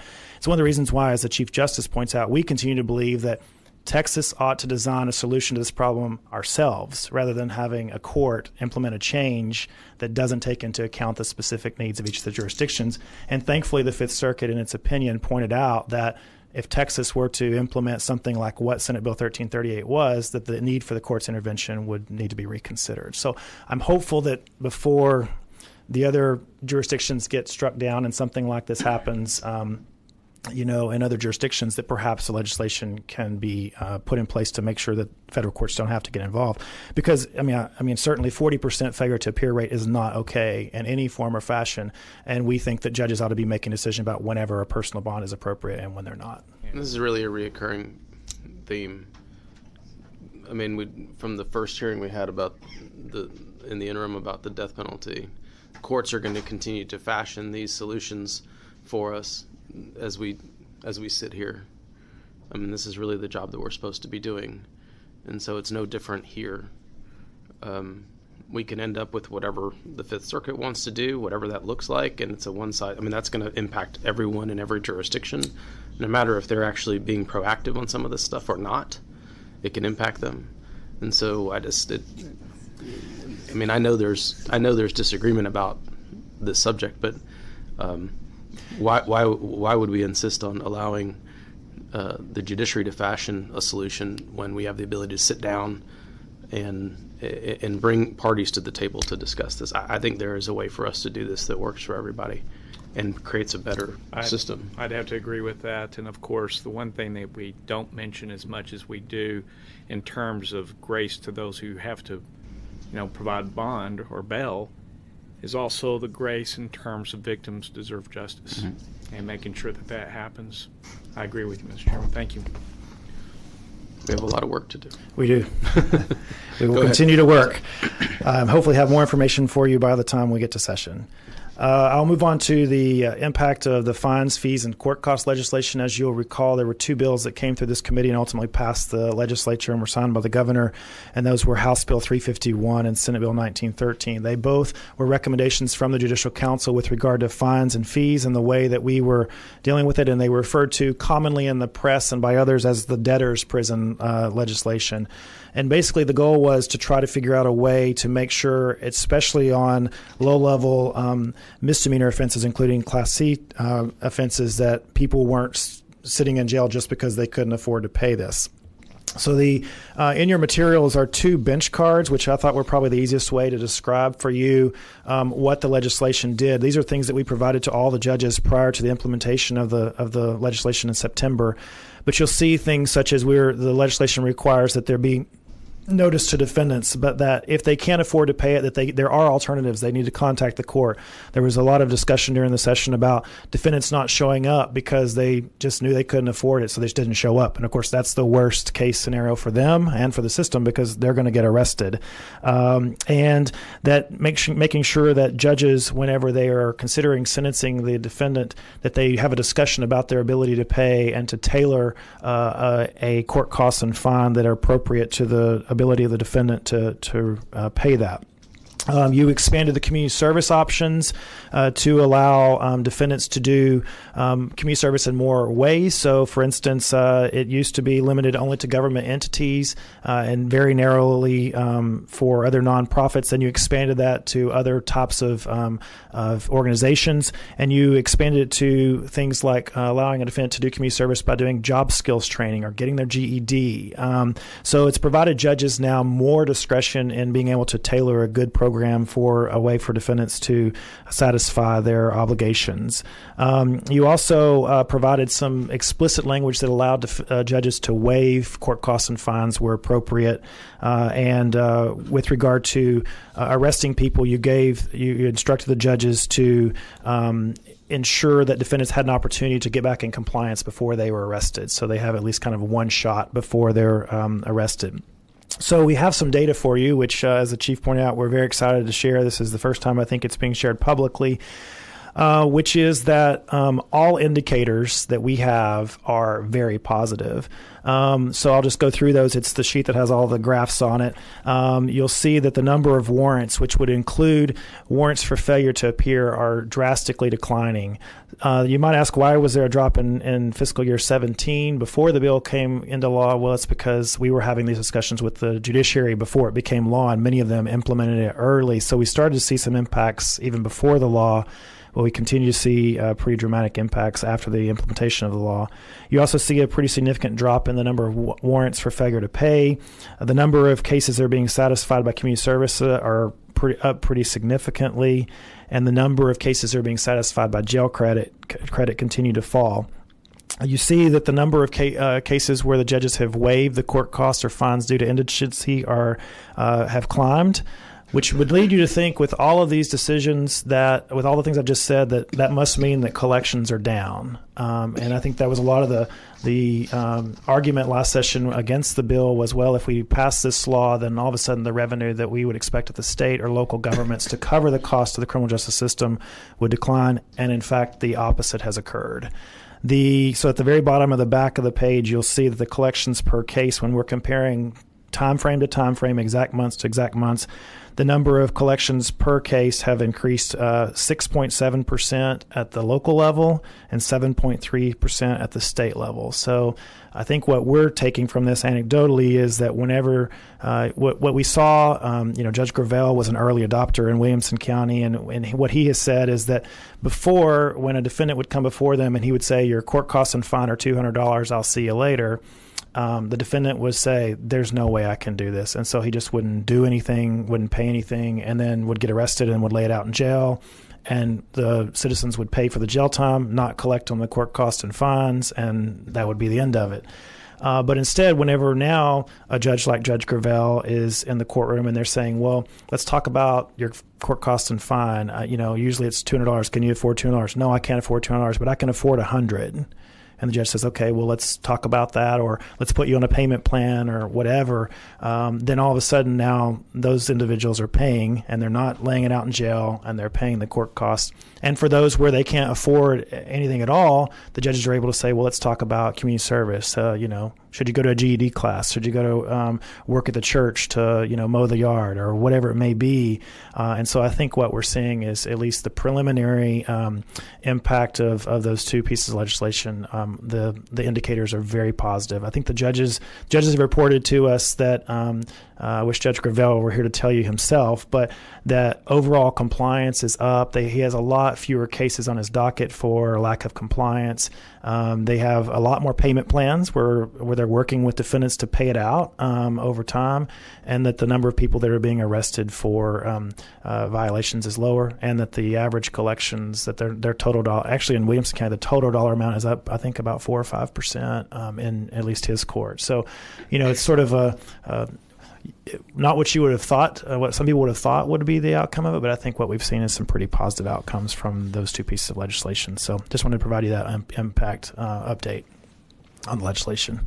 Happy to answer your questions you have about that one, or I'll move on to Harvey if you don't. Well, that is good news. And, is there any data that's being collected at the additional expense and cost to the taxpayers, though, for allowing this, though? Is there There actually is a study, and OCA has been working with the Texas Public Policy Foundation and Brennan Center. They have a study that's ongoing right now that they're going to be issuing a report, I'm assuming, later this year about what is the cost to collect. As you know, that there's a statutory requirement that certain counties and certain cities have a collection improvement program where they have to put in place staff and other things to collect. And it's long been a complaint of those cities and counties that they're required to do it. And so there's a look at whether or not the level of effort is worth what the return is. And obviously, from the court's perspective, we always look at it from the perspective not so much of how much is collected, but what is the compliance. You want people to follow the judge's orders, but at the same time, quite frankly, the cost to doing that in some jurisdictions is significant. I don't want to take away from the good news story, but at the same time, it would be good to know because, not all counties are the same. Yeah, right. Some are very rural and doesn't have a lot of resources to be able to do some of those things. So those sorts of impacts and understand that would be good. Who's doing that study again? It's a joint effort between the Texas Public Policy Institute and the Brennan Center. Okay.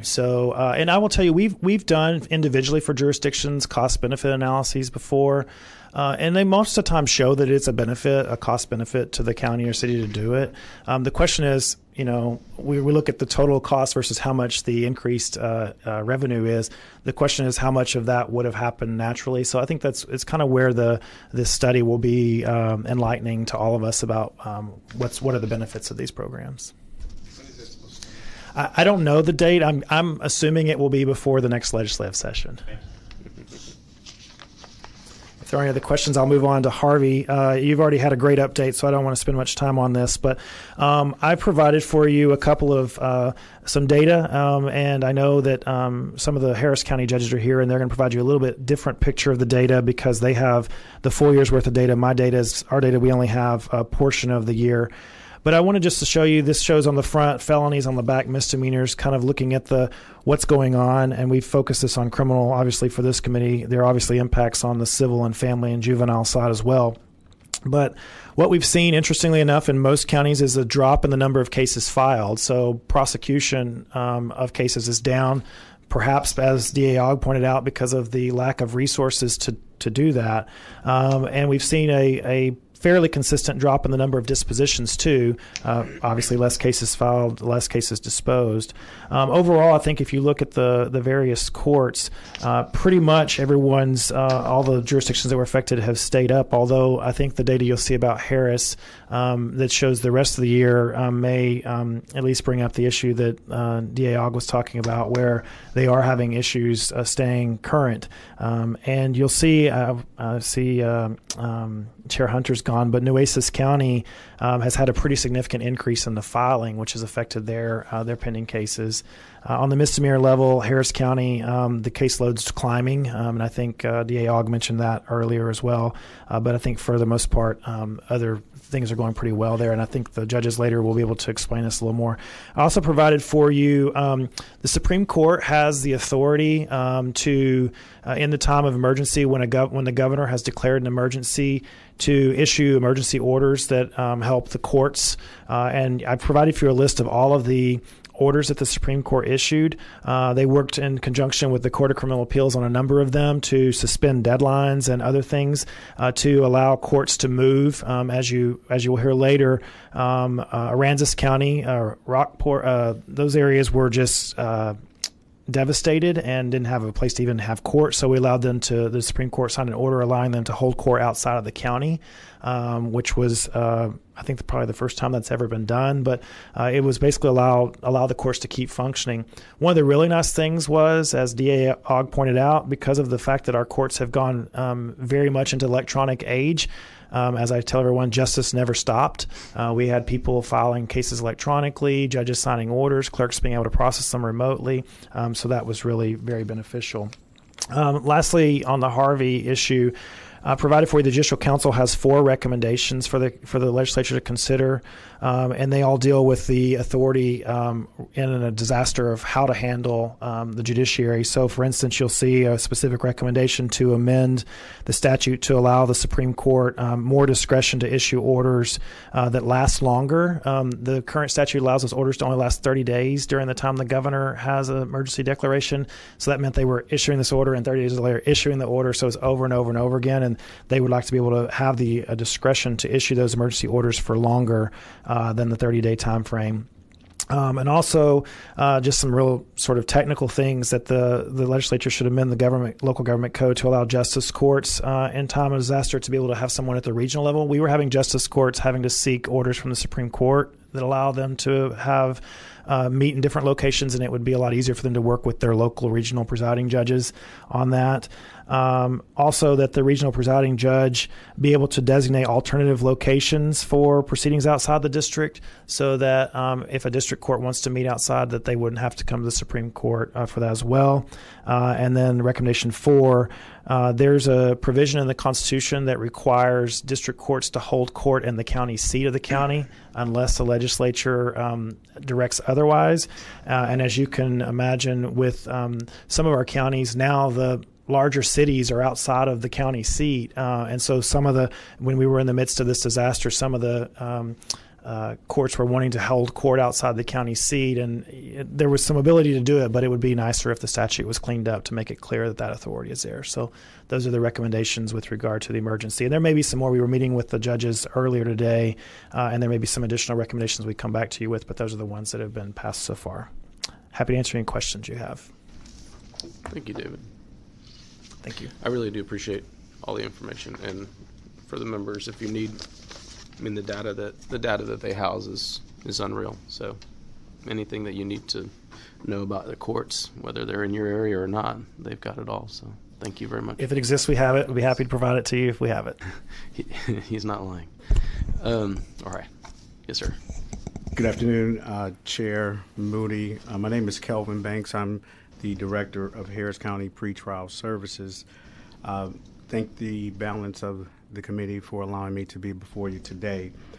The mission of Harris County Pretrial Services is to provide accurate and timely information to assist the judicial officers in Harris County with making what we call informed pretrial release decisions, and to monitor defendants released on bond to promote compliance with court orders, court appearances, and to support public safety.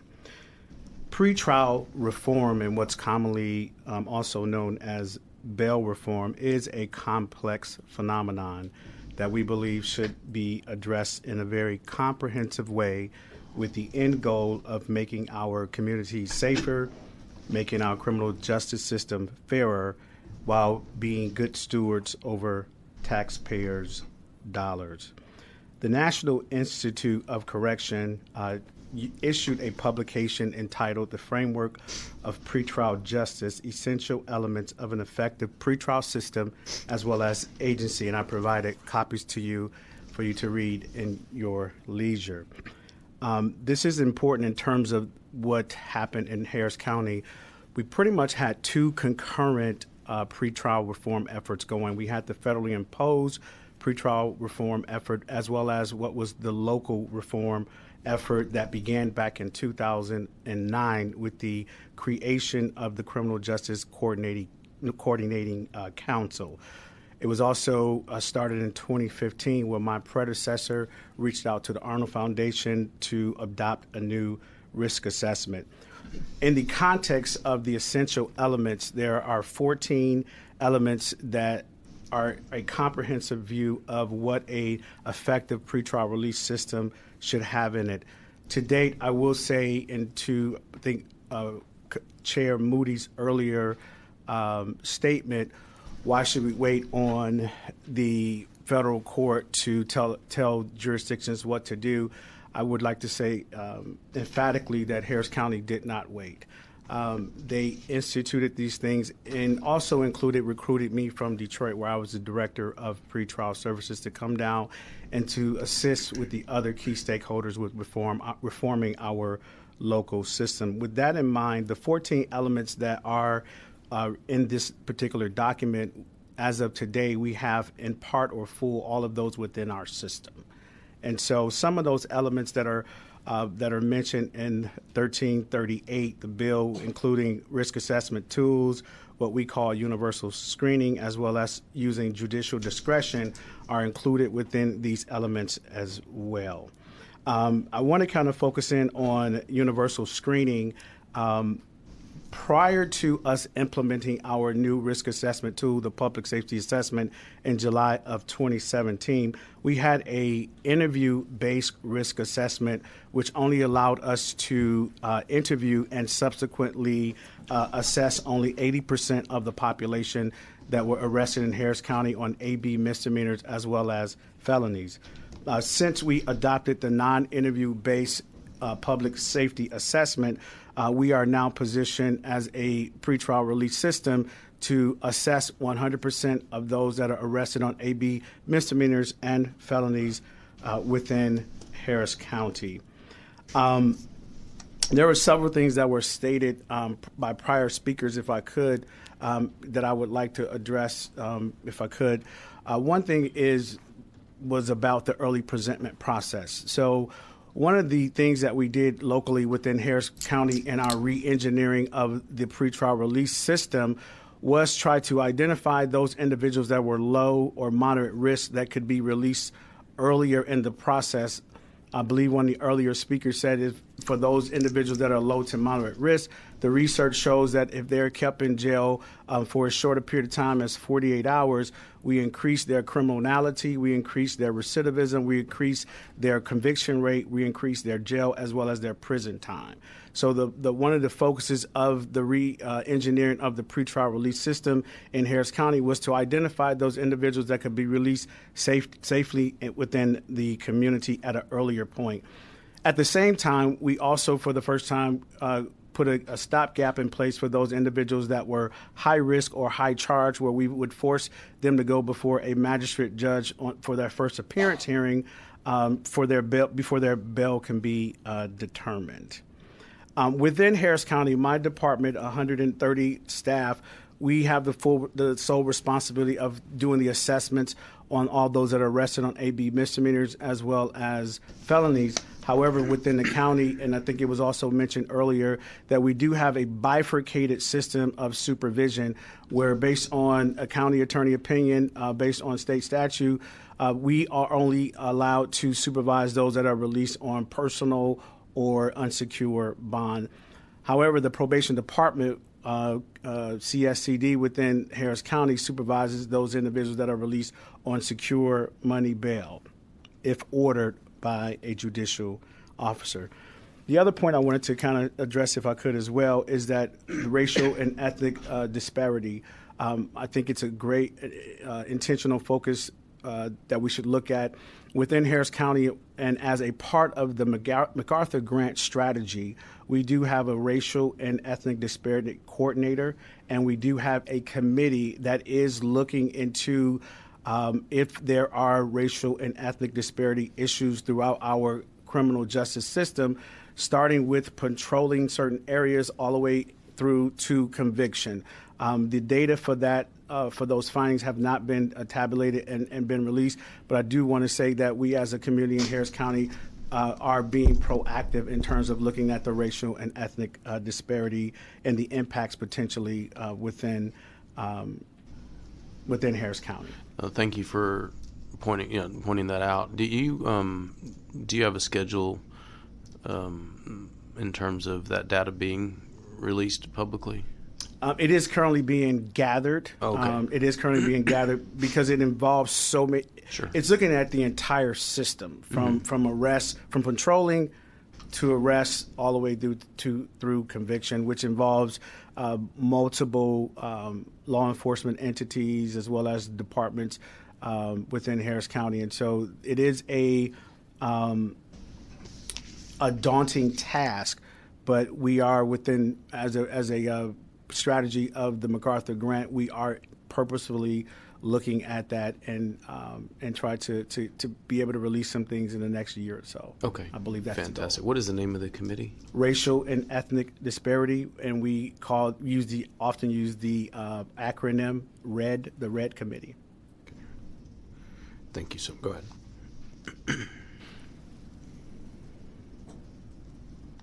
I do want to speak, if I could, just briefly in regards to failure to appear, because it was mentioned several times, and just to kind of give a little bit of clarity as it relates to that.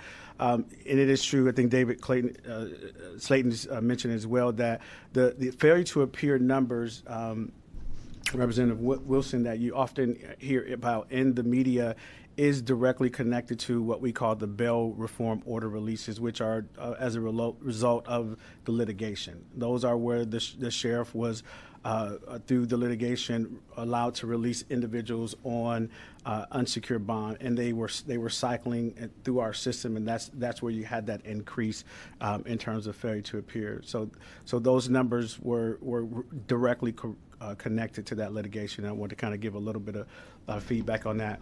From a personal bond standpoint, which is what our department supervised, we did see a slight increase in failure to appear from our previous years, where our number was about 15-16% overall, which include felonies and misdemeanors. So that was about an 84-85% appearance rate. That number in terms of appearance rate now is down about 72-75%. For appearance, or the inverse of that, about 25% of failure to appear. Some of that, in part, and what we've looked at in terms of trying to, from a solution-focused standpoint of why people are failing to appear, some of that is directly connected to Harvey. With the decentralization of our court systems, and where individuals were used to being able to go was in one building, now it's parsed out over several locations. Also, what we also found for the population in which we serve, we found that there was an increase in individuals that were released on personal bonds that were being deported, and so the personal bond was being issued, they were being deported, and so they counted in our failure to appear numbers. There's about a balance of about 10 other categories that we are looking at proactively to see what we could do about those failure to appear rates within our community for those that are released on personal bond. One of the things I would also say in regards to outcome measures, in addition to personal bond, is new criminal activity. What we did not see was an increase in new criminal activity for those individuals that were released from our 2017 data. So we did, it's been mentioned that if you put reforms in place, including risk assessment tools, that you're going to potentially increase those that are being released. We absolutely experienced that in Harris County, where there was a 296% increase of those that are under our supervision. From 2015-16, we had on average had anywhere between 2,000 to 2,500 individuals under our supervision. Our month-end count for July of 2018 was 8,688. So we currently do have, so in terms of supporting pretrial systems, as in addition to adopting a pretrial risk assessment tool, it is also critically important that the funding and the support and the infrastructure is built within those systems so they can manage that risk properly within the communities. The last thing I will say is also in regards to preventative detention. I think that it was in the last session that it was on the table and being discussed and didn't necessarily vet through. I think it does make us vulnerable. We were vulnerable in Harris County in two ways: with the litigation, the cycling in of those misdemeanors back and forth with no teeth put in place for that. Prior to the stay that was put in place, but we are also vulnerable from a state standpoint. Again, I'm new to Texas, about two years in. I'm from Michigan, but I do now own Texas in terms of my residency, and I'm trying to transition into this space. But we were vulnerable as a state.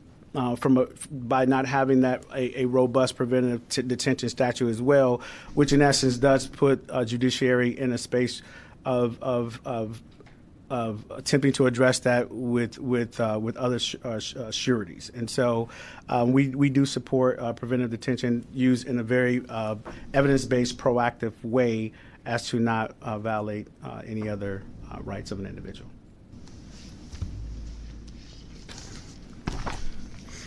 Kelvin, thank you very much. I appreciate it.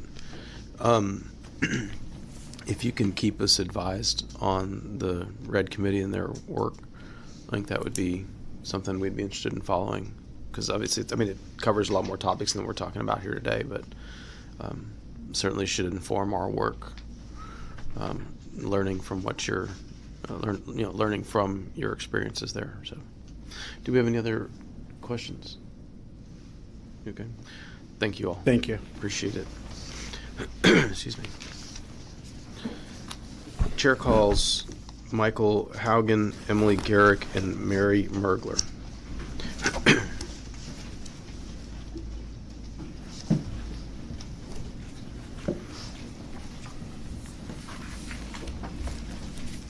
And I have a handout.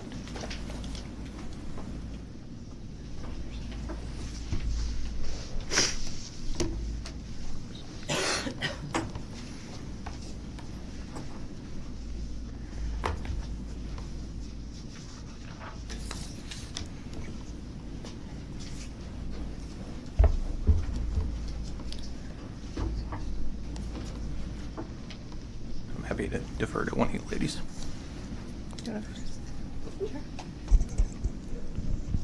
Is that okay? Mm-hmm. Okay. Excuse me.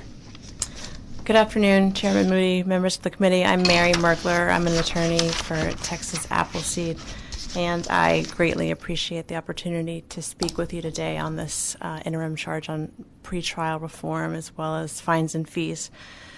And I'm pleased that the issues are being considered together, given the common thread that really runs through them, in that both involve people who are jailed and become involved in the criminal justice system due to poverty.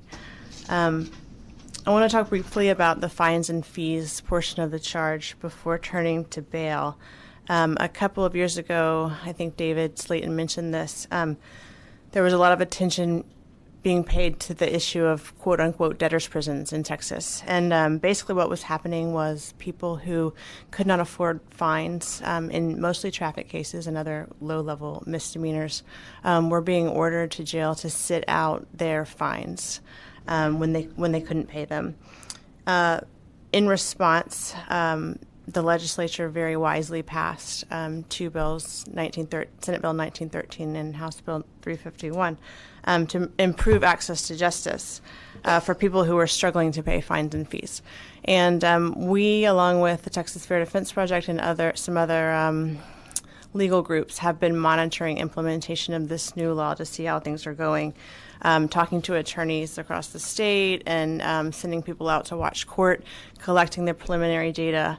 And I would say that overall, this legislation has significantly improved fairness in criminal courts across Texas. We've submitted some written testimony along with Texas Fair Defense Project that goes into our observations in great detail, but I will just highlight a couple of the most important points for you right now. As I said, there are many positive changes that we have seen. One of those is witnessing judges who are particularly thorough in providing defendants with information about the alternatives that are available to them, and really working with defendants to find a sentence that that defendant will be able to complete, so that that case doesn't go, that defendant doesn't end up with an arrest warrant in jail. Also, relatedly, the number of arrest warrants is down, as Mr. Slayton mentioned, which is a very positive outcome. And there's no statewide data on the number of jail sentences. The OCA data refers to jail credit, which is different because you can get jail credit if you're jailed for a more serious offense. But we've been able to get data from a handful of municipal courts. And in those courts, jail sentences were definitely on the decline. In a few of the larger cities like Austin, Houston, and Fort Worth, jail sentences for fines have dropped very dramatically. So those are all really good signs. However, there are several issues that the legislation was intended to address that persist in many courts. And there are places where the statutory language just really needs clarification to bring about the intent of the legislation that was passed last session. A couple of examples of this. The law that was passed only requires that judges consider ability to pay at sentencing. Well, there are plenty of defendants who enter a payment plan at the clerk's window, or who leave court after seeing the judge and have a sentence that they think they can complete, and then their circumstances change, so they need to come back to the court. And many judges at that point will, have a hearing and modify the sentence accordingly.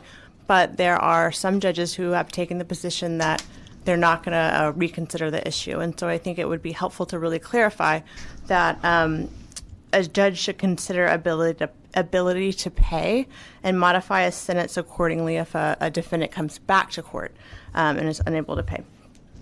Also, for deferred dispositions, there's often a deferral fee that a defendant must pay in order to receive that benefit. And basically, the deferred disposition means that the case will be dismissed if you comply with certain conditions for a certain period of time. What is happening is the payment of the fee is a condition of really getting a deferred disposition. So it would be helpful just to make clear that a defendant could pay that deferral fee through the same means that they can use to pay fines and costs pursuant to the legislation that was passed. Also, the legislation did not address the issue of driver's license holds and suspensions. Aside from allowing judges to waive fees, and the driving-related consequences of not paying fines and fees continue to plague hundreds of thousands of Texans. Most people in Texas, as you know, lack access to public transportation. So people without a license usually feel they have no other option but to continue driving, even if illegally, to get to work and take care of other necessities. There's been a lot of attention paid, and rightly so, to the problems associated with the driver's responsibility program, and that program should certainly be eliminated. There's been less attention paid to a very similar program called the Failure to Appear Pay Program, also referred to as Omnibase after the vendor who administers it. It's another program where people end up with invalid driver's licenses when they don't pay their fines.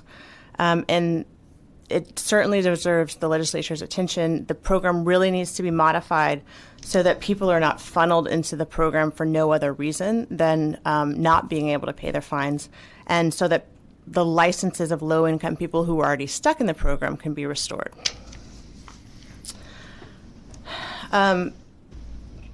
In my remaining time, I want to speak about pretrial reform and the necessity of Texas moving to a risk-based bail system rather than the current money-based system.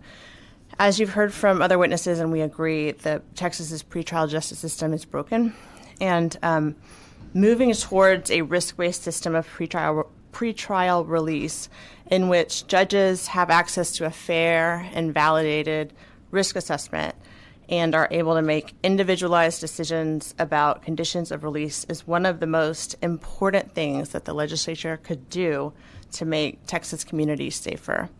Time and time again, research has demonstrated that risk-based bail systems, where more low-risk people are released into the community without money bail, lead to less crime.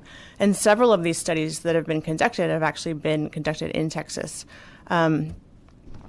Earlier, someone referenced the report that was done by Texas A&M's Public Policy Research Institute that was published last session. And that study found that they compared Tarrant County's money-based system and Travis County's risk-based system and looked at the differences in outcomes between the two.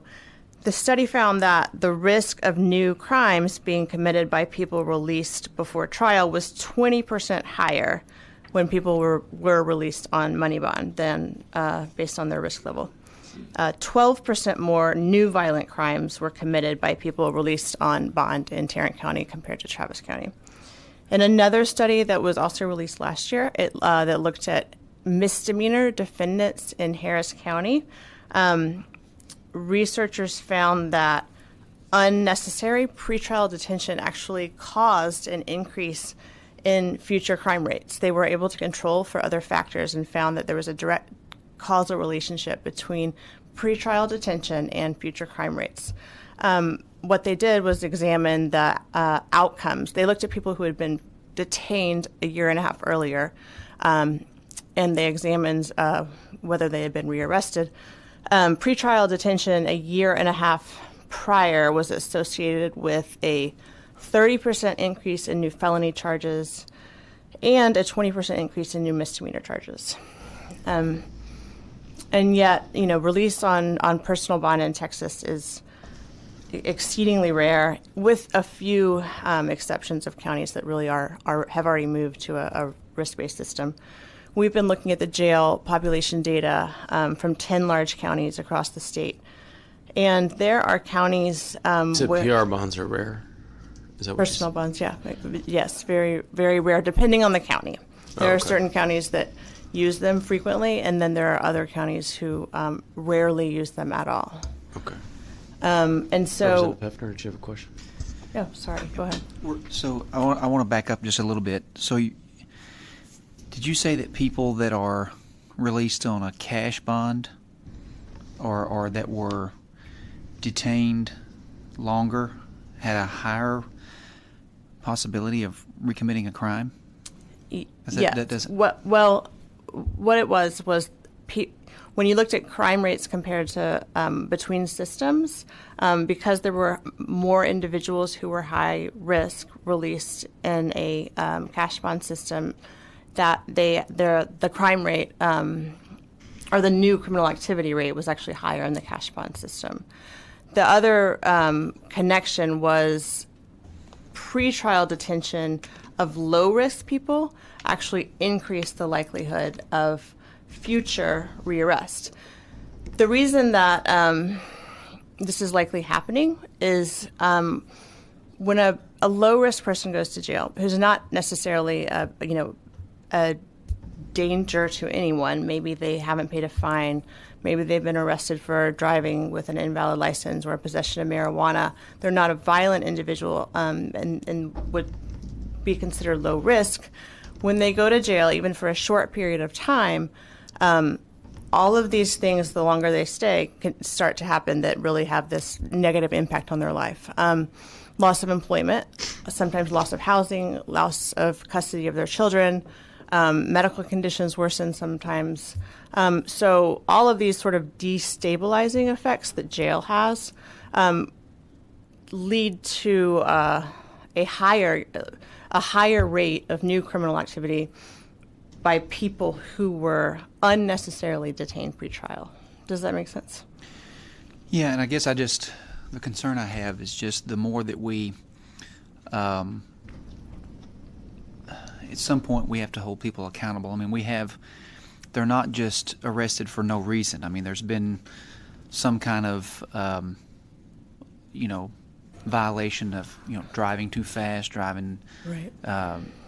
Intoxicated or or whatever. And so it just, to me, I just think we ought to be careful that we're not removing the personal accountability and the personal responsibility for somebody's actions, because somebody's been affected by these violations. I mean, yes, absolutely. My wife and 7 kids are going to the grocery store in the vehicle, and people need to be held accountable for their driving habits. And so I just, my concern with all this is, we have jail times for a reason, and it's to make people, act right, so that people that are out here obeying the laws are safe. And then if they,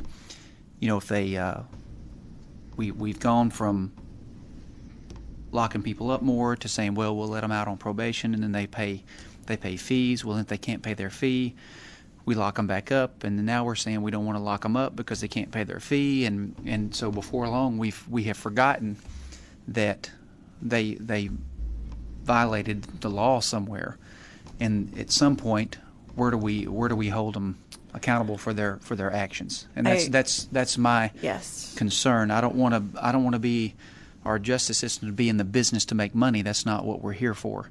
We're here so that law-abiding citizens are safe in their homes and in their daily lives. So that's why I asked those questions. And I absolutely agree, and would never advocate that people not be held accountable. What I think we need to make sure is the way that we're holding them accountable doesn't damage the safety of our communities. You want to make sure that the accountability really leads to more public safety.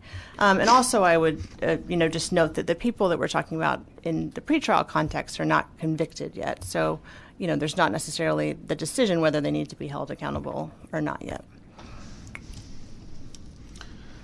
I do want to highlight that you said you have 7 children. That was I have 3, and I can barely handle it. In a lot of the statistics that we're going through today, I just want to make sure that we didn't lose. didn't lose that number. That's very the important. average. Yeah, and 4 of those. It were exhausted on me purpose. just hearing that. Sorry, go ahead. Well, just to sum it all up, I think that given the compelling evidence that our current money bail system is actually leading to more crime, that we need to find a better path forward when it comes to pretrial justice in Texas, and create a justice system where risk determines release and where personal bonds are dramatically increased. I think that will allow Texans who cannot afford bond to be released to their communities and their jobs, their families, and maintain their financial stability and self-sufficiency, and in turn that will make our communities safer places for everyone. I just want to say one thing. I'm probably going over my time, but I just want to say one thing. You did say you were wrapping up. Okay. I'm sorry. I can wrap up. No, I'm just kidding. Go ahead. Oh, I was going to say, well, you've asked several people about the racial bias that might be present in risk assessment tools, and I really appreciate. No, it wasn't that I'm saying it would be present in risk assessment tools. What I'm saying is that necessarily when we pull data from the criminal justice system, that I think, and I don't think I'm alone in this belief, that there is institutionalized racism in that system, and so if we're borrowing from that, we necessarily have to confront that with any tool we have. I agree, and I think that's a very legitimate concern. I think already black defendants are significantly more likely to be held pretrial and for longer periods of time. Moving away from money bail generally would help lower the existing racial disparities. When it comes to risk assessments, I think a lot depends on the particular tool that's used. There have been tools that developed with a conscious effort to reduce racial disparities. For example, the Arnold tool has attempted to take out as many qualifications or questions that would actually, be biased against Black and Latino defendants as possible. And in jurisdictions where that risk assessment has been used, it's been shown to actually reduce racial disparities. I also think to protect against what you're talking about, because even though they've taken out factors like employment or home ownership, I mean, still just arrest rates are going to be higher for, Black defendants versus white defendants given policing practices. So I think you have to ensure that like the risk assessment is not dictating a release decision, and that you continue to have it's a way to provide the judge with information who can in turn make an informed decision, and also data on those risk assessment scores. And the resulting release decisions needs to be collected, and it needs to be public, so there's transparency about what's happening. And if it is leading to racial disparities, it can be corrected. No, thank you. I appreciate you speaking to that point. Thank you. Any questions for Ms. Mergler? Are you okay? We can go off on policing practices, but we're not here for that. So. Mm-hmm. No, and I think there institutionally there are some reforms that are going on in departments across the state, and that's a good thing. It's certainly been over the course of several years, and but I think necessarily it's an issue that we have to confront at a certain point. Go ahead. Sorry. Thank you, Chair Moody and members. My name is Emily Garrick. I'm an attorney at the Texas Fair Defense Project. We are involved in the litigation relating to bail in Harris County and Dallas, and we are also involved in efforts to reform the way that fines and costs are collected. So I'd like to speak on both of those things as well on interim charge 7. I'd like to start with just a few words on bail before moving on to fines and fees, which is what the handout that I've given out is touching on. So first, I'd just like to say that there's been some really great testimony today. We agree with everything that's been said on bail. With regards to the cases, I think that one thing that I hope the Fifth Circuit and the legislature and the advocates can all agree on is that nobody should be jailed based solely on poverty pre-trial before there's been any determination of guilt or innocence, and that courts should determine first whether or not a defendant can pay a bond, and then if the defendant can't pay a bond, then they should determine the least restrictive means of ensuring public safety and a likelihood of appearance in court. The risk assessment tools, I don't think anyone thinks that they should be used to determine bail amount or that they should be used to determine whether or not somebody should be in jail. That's a judicial decision, and the risk assessment tools are there to help determine what sorts of conditions are necessary for ensuring those goals of public safety and likelihood of appearing in court. On the racial disparities question, I think don't have much to add to that except for that there are some factors like failure to appear that might be misleading, and I'll touch upon that a little bit in a second. I'd also like to say there's been a lot about how money bond doesn't keep us safe. Kim Ah gave lots of examples of how high money bonds, people with high money bonds can get out, and I don't think any of us think that dangerous people should be let out just because they can afford to pay something, and that's what our current system is doing. And studies have shown that being held pre-trial unnecessarily increases the likelihood that a defendant will reoffend for reasons that Mary explained. And then also they show that if you hold someone in jail unnecessarily, so someone for a low-level crime, then it's more likely that they'll not only reoffend but have violent reoffenses. And so if we care about victims, if we care about public safety, I think we all need to come together and say that unnecessary detention is making us less safe. And then on failure to appears, other jurisdictions that have gotten rid of money bond haven't seen a rise in failure to appear rates. And so why is Harris County different? I think there's a few likely reasons for that. One is after Hurricane Harvey, there have been a lot of problems with administration. It's been really hard for the courts, and it's been really hard for defendants as well. People who are released under the federal injunction, they don't have much supervision, if any. They aren't given much notice about where they should go. The courts will change their locations. We've talked to attorneys who have told us this. Courts will change locations without notifying the defendants, and it's all just spread out, and people have transportation issues, and if they get to court late, then they often are counted as not appearing at all, even if they did appear. They also have separate dockets for people who were released due to the federal injunction, and there's evidence that those dockets are counting failure to appear rates with a different standard from other dockets. So the data that's coming in from Harris County, I don't think at this point it's reliable. I think it can be misleading to look at the failure to appear rates there. And I think those are all reasons why we would see that, whereas we wouldn't see that in other jurisdictions, like David Slayton explained, with the difference between Travis County and other counties that don't use personal bonds. I also think that if we care about people coming to court, there are much cheaper alternatives to keeping them in jail to ensure court appearance. So supervision, it costs money, pretrial supervision, but it's a lot less money than keeping somebody in jail unnecessarily. And then really simple things like text messaging. Most people who don't show up in court for these low-level offenses after being released, they're not purposely not showing up in court and jumping their bail. Usually what's happening is they have a transportation issue or they forget about it. There's no reminders. If simple text messaging service reminding you that you have court has been shown to increase appearance rates by up to 95% in some places. And so just really simple things like we get a text message letting us know we have a doctor's appointment, and that helps us show up to the doctor's appointment. So really simple things like that can help ensure appearance rates. That's what I have to say on bail. I'd like to move on to fines and costs unless there are any questions. Got a question. Representative Lang. If we release somebody on bond and then we supervise them to come back, why do we have the accountability for that person? We're assuming all the accountability on our side and nothing on their side. So when does that stop? Do you understand what I'm saying? I'm not sure I do. I'm sorry.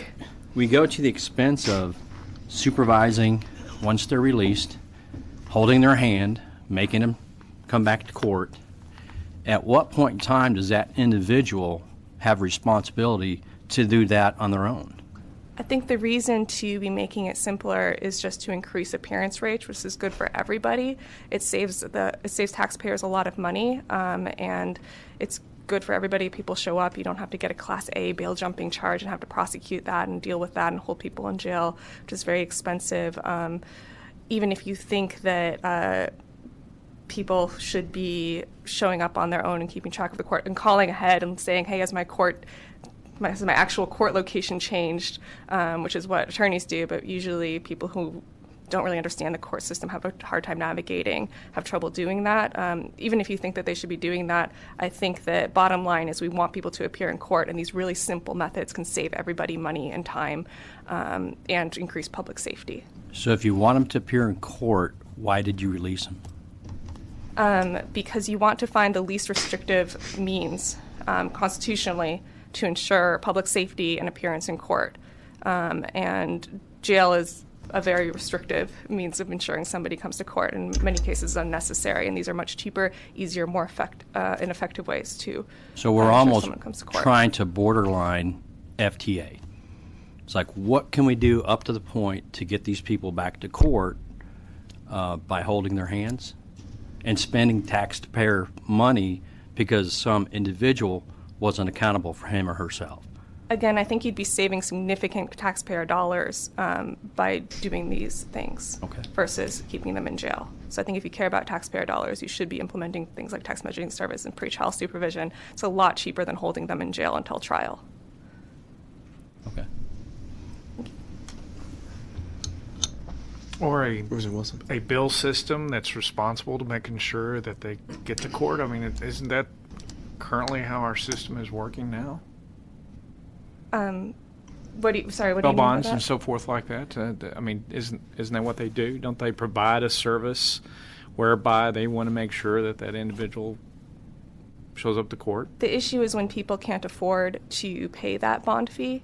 And so those people are currently being held unnecessarily, whereas we could release them and just use really simple conditions of release to ensure they come to court. I do appreciate your comments and so forth. I just, it's sure would be very helpful if we really had the statistics that demonstrated clearly what's happening out there.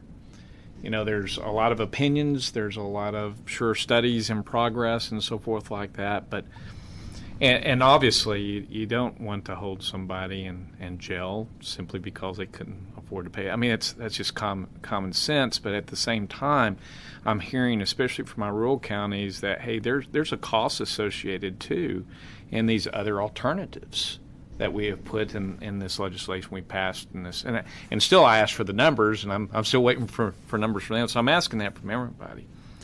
But I do appreciate your comment about personal responsibility, because it seems like we try to put the onus more and more on the government than individual responsibility. Just a comment. Thank you. I have one more question. Yes, sir. If a judge, let's say, imposes a bond and it's too much and the person can't afford it, can they go back a few days later if they're in jail and come back to court and come back to that judge and say, look, I can't afford this still. I can't find anybody to help pay. I can't do it. And then the judge lower it from that point? In many places that is an option, but usually from what we've seen, defendants, they don't have an attorney helping them, and without an attorney to help them, they don't know that they can do that.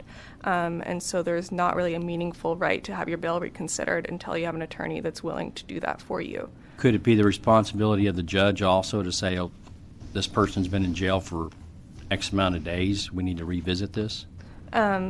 Yes, and sometimes that does happen, but I think that having that determination earlier is both constitutionally necessary and more effective. Okay. I just think from a county aspect that's part of, I have rural counties, so that's part of what our JPs do. And our sheriff will get with them and say, look, this person's in our jail costing us money. And our JP will go back and do that. Now, I don't know if it's done in Harris County or the larger counties, but it is a cost saving, and it does help at that point. But there's big differences here. We hear a lot from Harris County and Travis County, but I think maybe sometimes if we can get some more smaller counties, and I can work on that too. Yeah, and that's something that we can gather data on and get a wider range. I think we hear mostly about Harris mainly because of the litigation that's ongoing, and so there's obviously a powerful microscope on top of that system right now. I appreciate that comment. I just also wonder if, what's the rest of the story that we don't know? For example, somebody is released because they can't pay the bond, but at the same time we tack on fees on them for tracking that they can't afford. $10, $11 a day for those types of mechanisms. And I just man, wouldn't it be great if we just had a common operating picture so we could see all the pros and cons and all that sorts of what is it that we don't know? But at the end of the day, when you look at the legislation that that was passed at last session that Mr. Slayton said, there's an upswing of good news. Mm-hmm. What is it that we need to continue to refine, but not necessarily release the responsibility of the person, somebody else's care. But all right, I'll shut up now. Thank you. No, I certainly appreciate it. I mean, I think at the core of it, we're talking about liberty, someone that has not been convicted of a crime, someone who is merely being accused of a crime. Sometimes they're not even facing formal charges at that point or haven't been brought yet. I think the fear or some of the stuff that we see is, for the most part, indigent folks will end up, because they can't make bond, will plead guilty to charges quickly to get out. And we talked a little bit about this yesterday. To get out, to get back to work, get back to life, not understanding the repercussions and some of those other consequences that come along with that plea of guilty without having had time to, get in, talk to counsel or maybe even ignore counsel sometimes just because they need to get out. So I mean, I think that is a big piece of the puzzle here. Is you will over-criminalize a segment of the population if you don't try to address some of these issues. And so I don't think there's any perfect way to do it, but the conversation is a necessary one. Was that? I would just agree with that, and I think that there are a lot of courts that even have jail reduction dockets to encourage people to plead guilty to these low-level charges, and people will definitely plead guilty in order to get out. I think that that's the only way to get out quickly and see their family.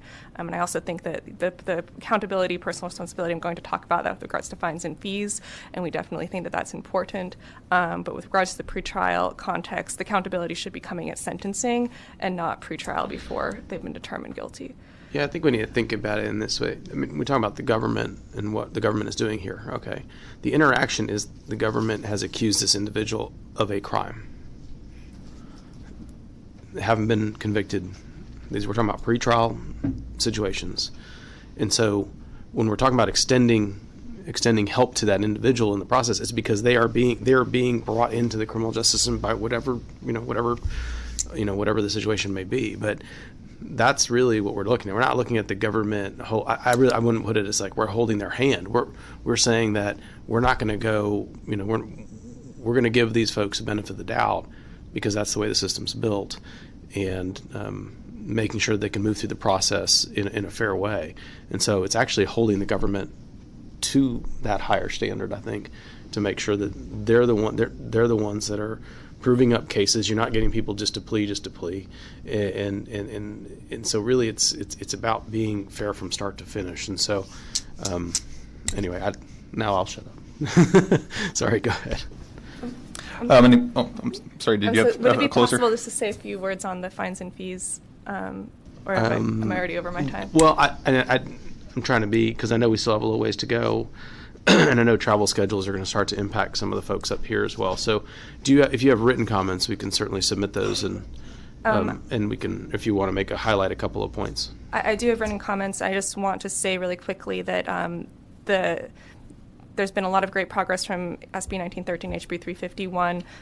The written testimony that I've given you, I think that all of these things would both increase compliance and increase accountability because, as David Slayton said, the worst case scenario is somebody who's just scared to go to court and isn't going to do anything. That's bad for everybody. It's bad for accountability. It's bad for taxpayers. And all these things, I think, will bring people to court, find the right sentence for them to make sure that they're held accountable, but in a way that they can comply with. Thank you.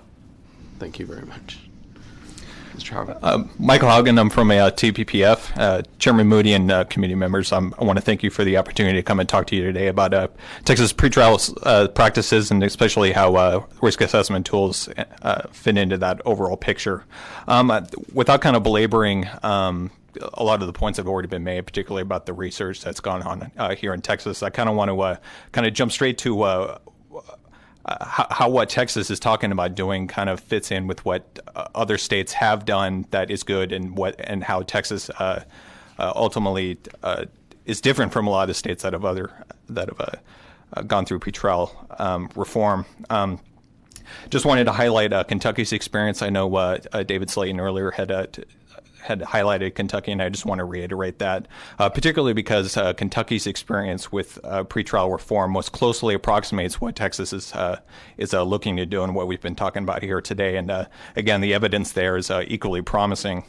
In 2013, Kentucky adopted a new statewide risk-based system, which is roughly what we're talking about here, and shortly thereafter showed that while a greater proportion of pretrial detainees were being released, new offenses committed by those individuals had actually dropped by 15%. So what that shows is that the pretrial assessment that they had implemented was doing a better job of preventing mischaracterizations or miscategorizations.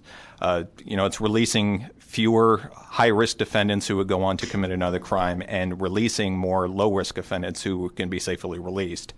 And other data shows that Kentucky has consistently maintained a roughly 91% public safety rating, so that's just the incidence of new arrests going forward, and an 88% appearance rate. And part of their high appearance rate that they've been able to maintain is due to the fact that Kentucky still requires that individuals post collateral with the court prior to being released. So that's part of the reason why Kentucky's been able to maintain that higher appearance rate. And then similarly, in a county encompassing Charlotte, North Carolina, which is, just for context sake, is roughly the size of Austin, implemented a risk-based pretrial system in 2014. They also reported a 40% reduction in their jail population by 2 years later without any concomitant increase in crime. And again, just kind of want to really reiterate what this data is showing is that I believe one of the most important lessons to take away from what Kentucky is doing, and as well as what the data out of the Texas A&M study is showing, is that the relative ability of risk assessments to prevent both forms of those classifications is higher than what the status quo is doing under predominantly monetary bail systems. So, again, we're not detaining quite as many low to moderate risk individuals who can be safely released, but we're also not releasing higher risk individuals who are able to make bail, who then go on to commit further crimes who ought to have been detained prior to trial. And I think that this is particularly salient when we're talking about defendants who have a demonstrated history of violence in the past. Risk assessment can better capture those histories in the status quo, but we also got to be very realistic. There's no such thing as a perfect release system. We're talking about the difference between good and better here.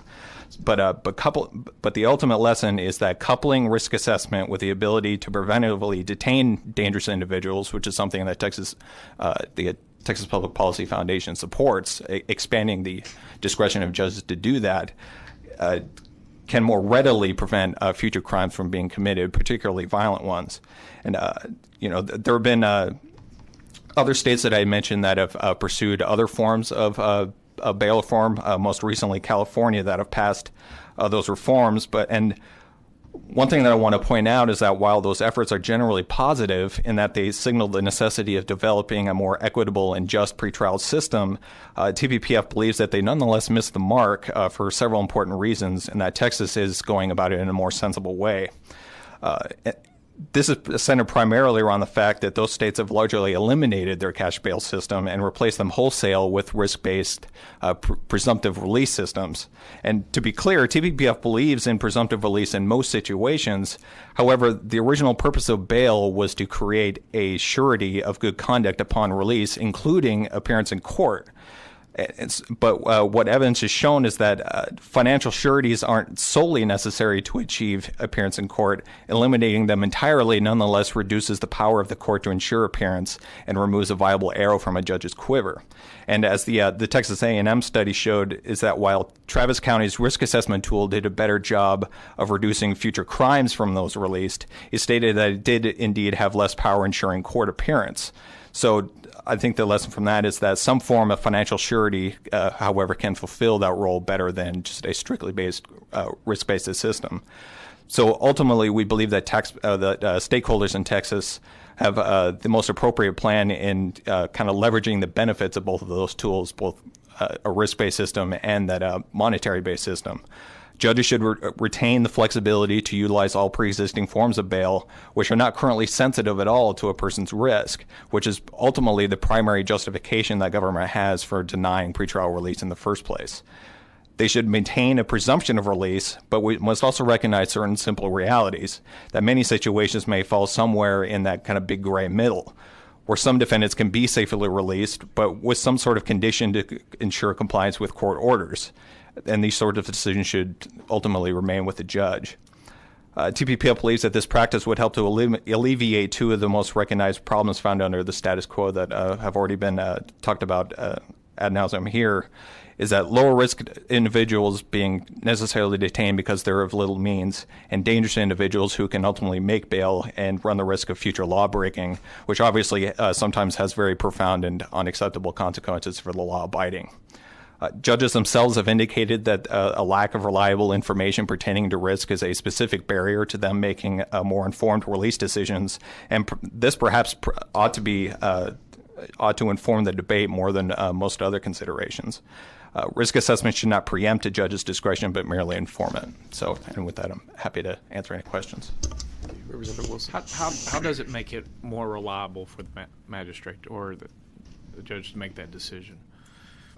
Why can't they get that information now?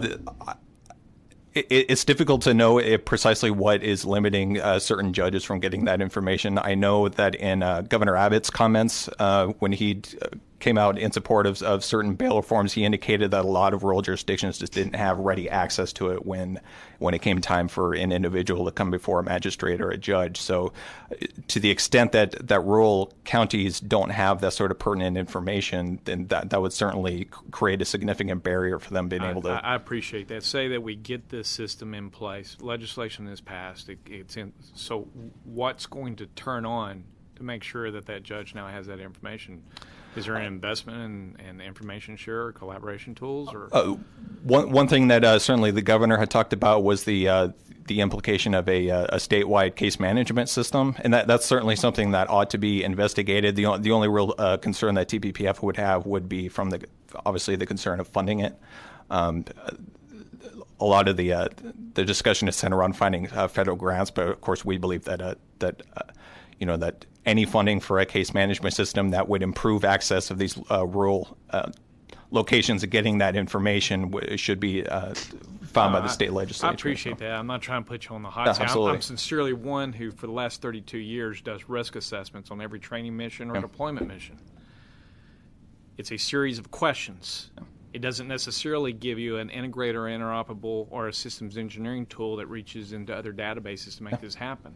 So at the end of the day, I'm not sure how we're helping the magistrate or the judges be able to get better information and make those decisions unless that is the case, a centralized database, whatever that may be. So there has to be discussion in that in terms of, or if not, we're just passing legislation that says we have a risk assessment tool now and that therefore it's all better. That's right, and I think that is an important conversation, but ultimately, I think that touches on elements that are kind of outside of the advisability of passing risk assessment for those individuals who have ready access to an individual's criminal history. So while we should be pursuing opportunities to use risk assessment in more situations, I think you're correct. The availability of this information is obviously very, very pertinent for a lot of these rural judges. But I think that the advisability of pursuing risk assessment is a separate conversation from, okay, how do we improve the ability of judges who don't currently have this pertinent information to get more of it? Thank you. Do we have any other questions? No? Good. Thank you all. Appreciate your testimony. Chair would call Ken Good and Jeff Clayton. And then judges, I have you all next. Thank you for your patience. I feel like I'm going to get in trouble. Yeah, it is very. I'll send a note. Gentlemen. Well, good afternoon. Ken's going to let me go first. My name is Jeff Clayton. I'm the Executive Director of the American Bail Coalition. Happy to be back in Texas again, proud graduate of Baylor University. The Chief Justice came down here and said his guiding principle is that liberty is the norm and that detention is the carefully limited exception, which is, of course, a famous quote from U.S. versus Salerno, 1987, upholding the Federal Bail Reform Act of 1984. But unfortunately, what the Chief Justice didn't tell you is that pretrial detention in 1984 was 24% of all defendants. Today, that number is hovering right around 72%. In other words, detention is the norm. Liberty is the carefully limited exception. And the reason is because when you give the government the power to lock people up with preventative detention, they'll do that. That's why in the new New Jersey system, 44% of all defendants have a motion from a prosecutor demanding that they be locked up and throw away the key. The Maryland Court of Appeals implemented a similar system, bail or no bail. Baltimore City, 23% increase in pretrial detainees in the first year. 2 states this year have rejected the very plan that was posited to be passed last year, 1338, and those would be the states of Idaho and Delaware, which are on complete opposite sides of the aisle. Ferguson, Missouri is another good example where the risk-based system increased the pretrial jail population by 21% in the first year. So the point of this is it could backfire. In other states like New Mexico, it's the exact opposite. They can only detain 5% of defendants because they didn't fund prosecutors to file the motions, which is extremely expensive. And to note the cost, going to a system of preventative detention in California, which there was a ballot initiative filed yesterday to overturn, will cost in excess of $1 billion. New Jersey's spending $250 to $300 million to implement this system. So the costs are extremely real. And the point that we need pretrial services instead of bail bondsmen is not a fake one. It's a real one. But that means tons of government resources to try to replicate the financial incentives and the work that bail bondsmen do. Plus, they have arrest powers, which the state won't have, and that will fall to law enforcement officers. Risk assessments are definitely proving not to be worth the cost. Thus far, they've not largely reduced pretrial jail populations and have had the effect instead of increasing crime while on bail and failures to appear in court. And let's talk about Kentucky. In a landmark study that's, I believe it's in the Northwestern Law Review conducted by Professor Megan Stevenson, evaluated more than 1 million cases and concluded that Kentucky's use of pretrial assessment had, quote, a trivial decrease in incarceration while increasing crime and failures to appear in court. And this study came out last December, and I've certainly put that in the materials. The other thing is I've been invited to Kentucky to present at the Judicial Conference because their system is working so poorly, they're thinking about abandoning it and going to a pure no-money bail system. And so I don't think Kentucky's any good example of any good public policy. Other research recently has confirmed, and I can tell you this issue has pivoted 180 degrees since you looked at 1338. This is going to appear in the Stanford Law Review. The professor from George Washington University did a lengthy study of pretrial risk assessment tools, and I'll just read you the quote. Quote, pretrial risk assessment instruments, as they are currently used, cannot safely be assumed to advance reformist goals of reducing incarceration and enhancing the bail system's fairness. Early evidence remains sparse, and risk assessment instruments may yet prove themselves effective tools in the arsenal of bail reform, but they have not done so to date. Shifting to risk-based bail will not necessarily reduce incarceration. Without stronger data practices and open governments, we believe it is likelier than not that these tools will perpetuate or worsen the very problems reform advocates hope to solve. And this is based on research from numerous jurisdictions, and certainly I've provided the link to that study as well. Racial bias. I think we give it short shrift here. Also gender bias. We just say, well, it's objective, so it works better. Well, the concerns about racial bias are real. Within the last month, 115 national civil rights groups, including the NAACP, ACLU, and others, have called for the end of pretrial risk assessments in the United States of America, saying they should no longer be used due largely to concerns of racial and gender bias. In fact, there's not even a settled debate within the academic literature of what method to use to determine if a tool is racially biased. The one being used in Harris County, they deny the error rate balance approach, which triggered this entire wave of opposition, saying that, well, even though we predict that African American defendants are more likely to be dangerous than their white counterparts, that doesn't matter because we predict equally amongst racial groups, getting it wrong somewhere around 30% of the time. So those concerns are real, and I think that entire issue has pivoted since you last considered 1338. Other good research, I think, from Professor Robert Worth of Rice University published a recent study that accused the expansion of risk assessments since 1970 as a major reason for a generational increase in mass incarceration. And the reason is because we treat everyone as risky. There is no redemption. Quote, it has been argued that risk assessment tools could help stem the tide of mass incarceration. However, the evidence suggests thus far risk assessment instruments have contributed to expanding the number of people enmeshed in the criminal justice system, encompassing imprisonment, probation, and parole. Other research compares risk assessments to the federal sentencing guidelines and also indicates that they are not a panacea in pretrial justice and will probably not solve the problems we're seeking to solve. Now let's just talk briefly about the praised Texas risk assessment systems that would expand these risk assessments to 254 counties. What we heard today and what the case the governor is concerned about is the judges don't have the information they need. A risk assessment is not information. It's a scoring of the information. And that's what I tell policymakers around the country. The judges don't need the score. They don't need to know that the person has 3 felonies and score it. They need to know what the 3 felonies were.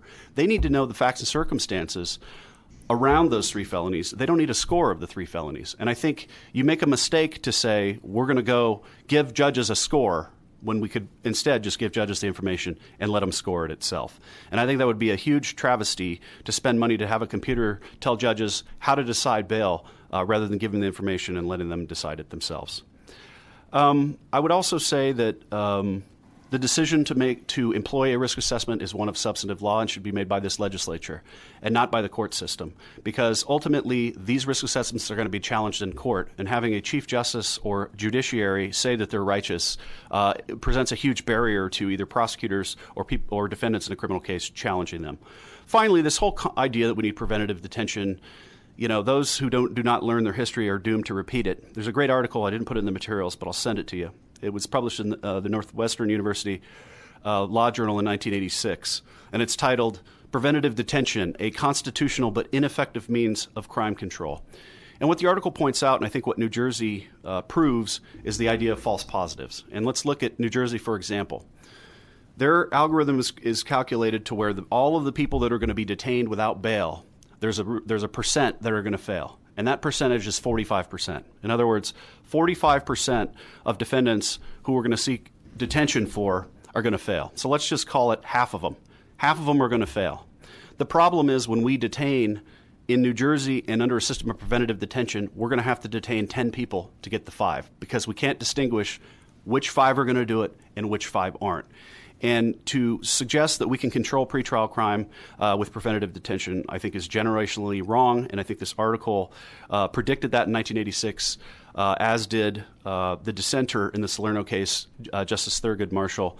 And I would also point out, the final point I would make on preventative detention is, noted federal civil rights professor Daniel Freed, the late Daniel Freed from Yale University, testified against the Bail Reform Act of 1984. And what he said was, what do you know today that the authors of the Federal Judiciary Act of 1789 didn't know then? And the answer is nothing. We have to trust judges to do their jobs. And if we're going to task judges with making a finding that somebody is dangerous moments after they're arrested, for which no trial can exonerate them, then that's just a bad system.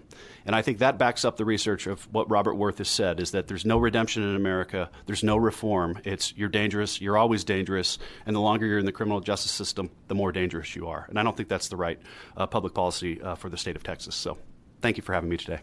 I appreciate it, and thank you for laying things out quickly. Are you involved in the Harris County litigation, or aware of kind of where things stand? Yes, and I'm going to have Ken address that specifically, Okay. but we're an amicus party in that case. I'm well familiar with it. Okay, and so I obviously don't want to step into issues that you all are dealing with internally. Those discussions obviously aren't really what we want to get into here, but what I would ask is to give us a high-level view of where things stand now, and just procedurally where they go from here. And I don't want to dictate what you say, but I do want that covered. One of our charges was to stay updated on where the case is and where it's going from here. And I do plan to address that. Do we have any other questions before we move over to Mr. Good? No. Thank you. Go ahead. Thank you. My name is Ken Good. I'm an attorney from East Texas. I also have an office in Houston.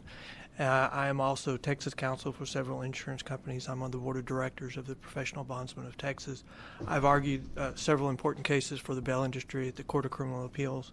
And so I'm here today to talk to you about three things. I want to just make a comment about the fines and fees issue. I want to give you an overview of where the federal litigation in Harris County is, and then I just want to talk a little bit about what incremental bail reform would look like, I believe, here in Texas. So on the fines and fees issue, I just want to make this short comment. You've had these two bills talked to you about, SB 1913 and House Bill 351. They've been they've been mentioned multiple times. What nobody has told you is these were not companion bills that were passed by the legislature. Canales, it was his bill that was 351. It was over on the floor in the Senate, and they did a floor amendment to try to make it a companion bill, but they used a prior version. So you've got two bills amending the same statutes with different language, because it was a different draft. So they'd say different things and they mean different things. Both passed. Both were signed by the governor, even though I called his office and said, these are the same bill. I mean, they're amending the same statutes with different language. So you've had positive results because of the discussion, but you've got calamity over what specific language in the statutes governs, because you've got two different versions of the same section saying different things, and that needs to be cleaned up in the next legislative session. That's. Are you saying that in the final days of legislative session, mistakes were made in drafting and amending bills? Yes. That's unreal. It's crazy. Well, what happened, the Senate bill got to the House, and it started getting opposition, so the Senate side had a bill that... I remember the discussion. Yeah, and so they decided to make it a companion bill to hedge, but they used a prior version, and they ended up both passing, and then the governor's office passed both, and so they have different language amending the same sections. And so if you look in the bill, look in the statutes now, you have Section C, which says amended by Senate Bill 1913, and then you have a second Section C that says amended by House Bill 351. I do think that needs to be mentioned to y'all, because that does need to be cleaned up. Now, let me give you a little bit of an overview of where the federal litigation is in Harris County, because you've heard a lot of things today about what's going on there. What you have not heard, not one person has told you, is that the Fifth Circuit has reversed the district court. The Fifth Circuit has told the trial court that what she imposed on the Harris County judges was wrong, was overbroad. and that there need to be limits on what she did. They told her to do it a second time, and she's done a second preliminary injunction, which has been appealed again by the judges. So contrary to what the chief judges were telling you today, we've got 14 judges who disagree with what should be done. And they're saying that they cannot follow what this federal court is ordering them to do. And then just as of August the 14th of this month, the Fifth Circuit issued a second stay of the trial court's new preliminary injunction. And they essentially told the judge that, well, they said in there, she's repeated the mistakes of her first preliminary injunction. So that's where we are, but let me kind of take a step back. What is this case about?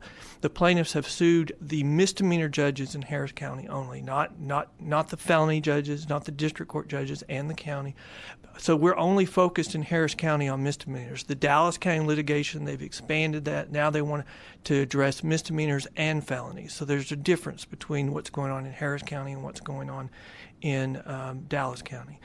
So Harris County is only focusing on misdemeanors. The trial court, Lee Rosenthal, issued a preliminary injunction. She ordered them that they had to have a hearing to authorize someone to allow a defendant to ask for a deviation from the bail schedule within 24 hours. And that even at the end of the 24 hours, they had to be released from jail. You've had references to a secure, private industry bond, a PR bond, and what they call an unsecured bond. Mr. Slayton, I think, misspoke when he said that the unsecured bond is not tied to an amount, because it is.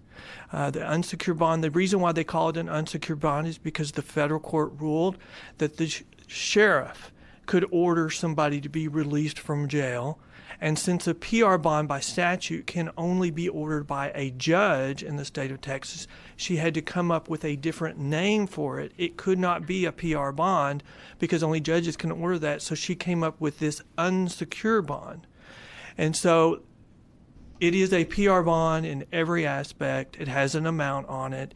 It's just they call it and they follow it differently on their graphs because it was ordered by the sheriff as ordered by the federal judge. That was part of the reversal by the Fifth Circuit, saying only judges can order people to be released. The sheriff cannot do that, and so that practice has stopped. And so all those statistics have now been rolled into, from that date, into the PR bond statistics, because they're now calling them all PR bonds. So she ordered them to release everybody within 24 hours that are misdemeanors if they're claiming poverty. I mean, essentially nobody was on a misdemeanor was in jail after 24 hours. And you can imagine the chaos that created. I mean, a lot of people were not, the county was saying we can't get people in front of a judge within 24 hours. And I think the Fifth Circuit had much sympathy for that, saying you're creating a lot of chaos. I will say that we've heard today from the several panels that we think that there's the reason why you have differences on failure to appear rates is Hurricane Harvey. That's the reason why you probably had a spike. But if you look at the statistics that we've given you in our booklet, all of our statistics and sites are hyperlinked. You can look at the article, you can look at what we're citing, you can look at the data. But all throughout, what I would point out is the private surety bondsmen have a greater than 90% appearance rate, even during Hurricane Harvey. So when we're saying, well, they have an excuse that their failure to appear rate spiked, we're still performing. Over 90% of our clients appeared for court, even if the court was moved. Over 90% of our people appeared, even if it was on a different day, because that's what we do. That's what we were hired to do. We're criminal justice partners. I mean, when the report asked for funding from y'all so that they can create a pretrial supervision department statewide, really what they're asking is for a government takeover of doing what we do now. They're saying they're not getting supervised. They get supervised every week. They have to call in and check with us. If they don't call in, that raises a red flag, and we notify the court in certain situations if we can't get it straightened out. We've lost contact with them, Judge, so we need to notify you. We need to get this person back. So we request a warrant for their rearrest, and then we're still on that bond until they're rearrested. So we're providing, I know that we all want what's best for the state of Texas. But if you look, the numbers from Harris County are not one-offs. We have been citing for many years statistics from the FBI that used to look at failure to appear rates from some of the largest cities in the country, and they did it every year. And every year, until we started pointing it out, they stopped doing it. But what we were pointing out is our failure to appear rate from the private surety industry was always half of the PR bond industry. And what you're finding in the statistics that are from Harris County from the last year, while it was being imposed by this federal court before it was reversed, is that our failure to appear rate was less than 10%. So over 90% of our people show up for court as required. PR bonds, supervised by a PR department, still had a 30% failure to appear rate. And then these unsecured bonds had almost a 50% failure to appear rate. What is the difference between these two? You can see it just in the numbers. People who have to call in, have to check in with the private industry, they're being reminded to go to court. That's what we do every week. People who have a little bit less supervision, they have a little bit higher failure to appear rate. The ones that have no supervision have an astronomical failure to appear rate, and there's a reason for that. These are problem children. They're problem children that are having problems fitting in with society, and they're having confrontations. That's what's causing them to be pulled into the criminal justice system. And so they are having problems getting to court. And so we have to come, and so that's, I think, the source of the different numbers. And this is a one-off for Harris County. This is the numbers that we're finding in New Jersey, and these are the reasons why Alaska's decided that they don't want to do this reform anymore, and other states they're looking to change. So if we say, you know, this is the consequence, or this is what is really happening there, what does incremental bail reform look like? You know, what we believe as an industry would be good incremental bail reform is, number one, to implement what the Fifth Circuit said. If you believe that you're in jail because you can't afford the bond, the court has to have a hearing within 48 hours, not 24, to give you an opportunity to ask for a deviation.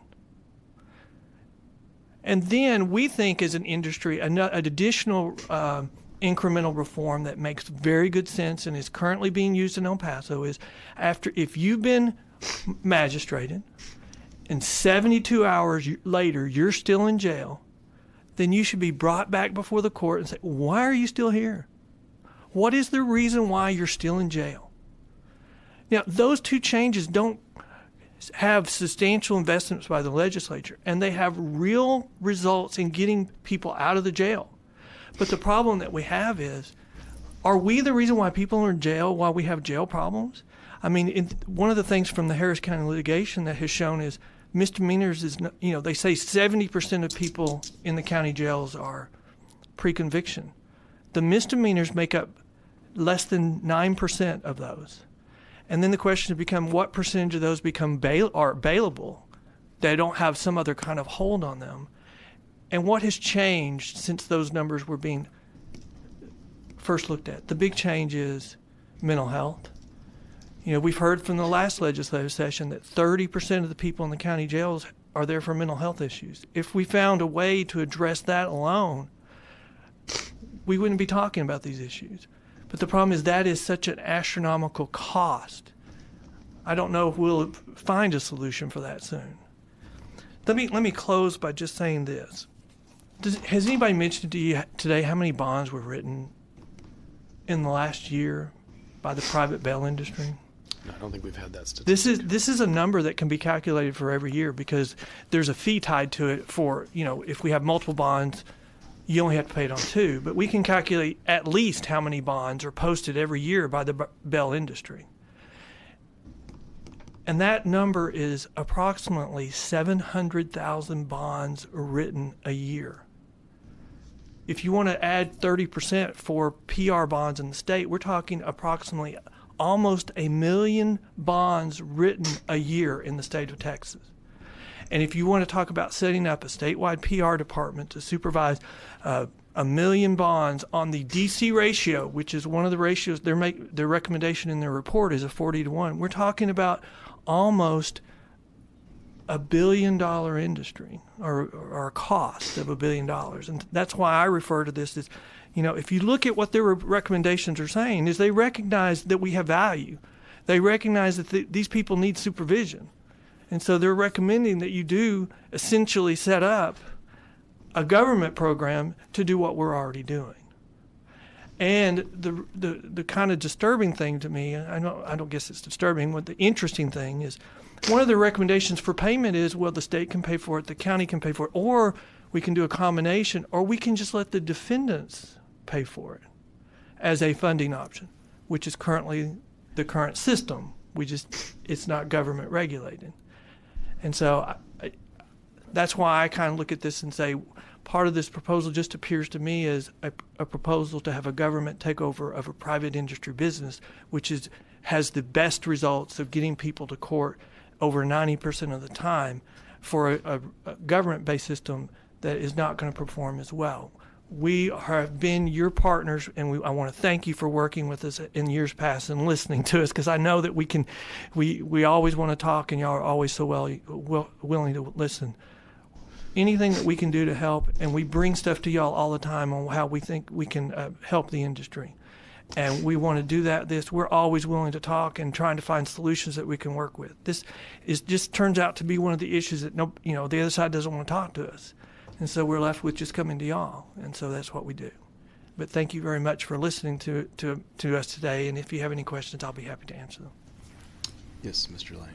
Chairman, you talked about pre-conviction with mental health. That was about 30%.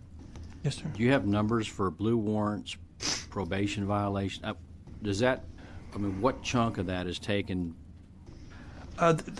Blue warrants is about 3.29%. Parole violations with a new charge, which would probably put them at pretrial, is about 5%, 4.97%. But misdemeanors is 9%. What the chunk of the 70% is felonies, 46%, and state jail felonies, 9.75%. I mean, that's the biggest chunk of people. Okay.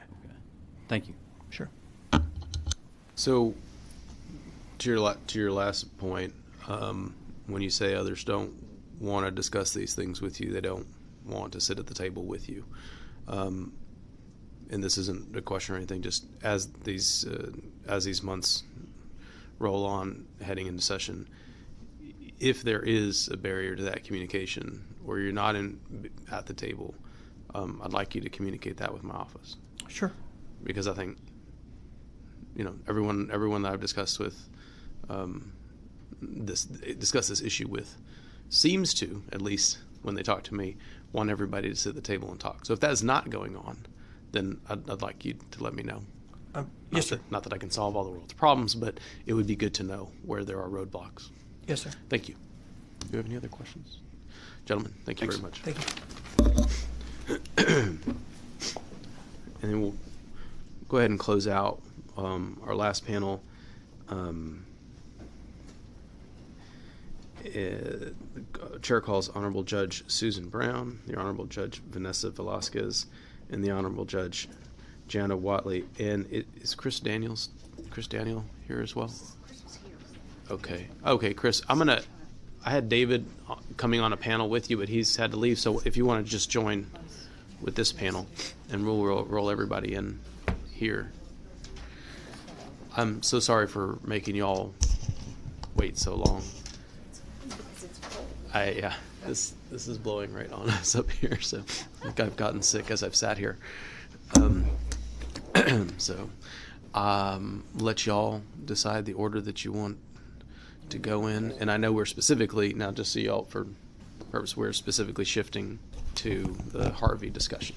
So I know we've had a little bit of both sprinkled into the earlier testimony, but all right, we'll let y'all begin. And before you state your testimony, just state your name and whom you're here representing, and then we can off and running.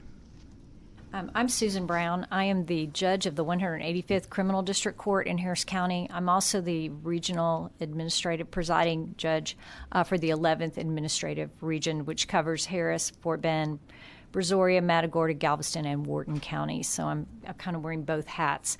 I brought Judge Vanessa Velasquez with me today because she is the administrative judge for the criminal division in Harris County. That was a job that I had before I twisted her arm and made her do that, because she can give you an update of kind of where we are at this very moment, because things are changing all the time. As most of you know, August 27th, Harvey hit, and our criminal courthouse flooded up through the first floor, and we were required to move out of the criminal courthouse.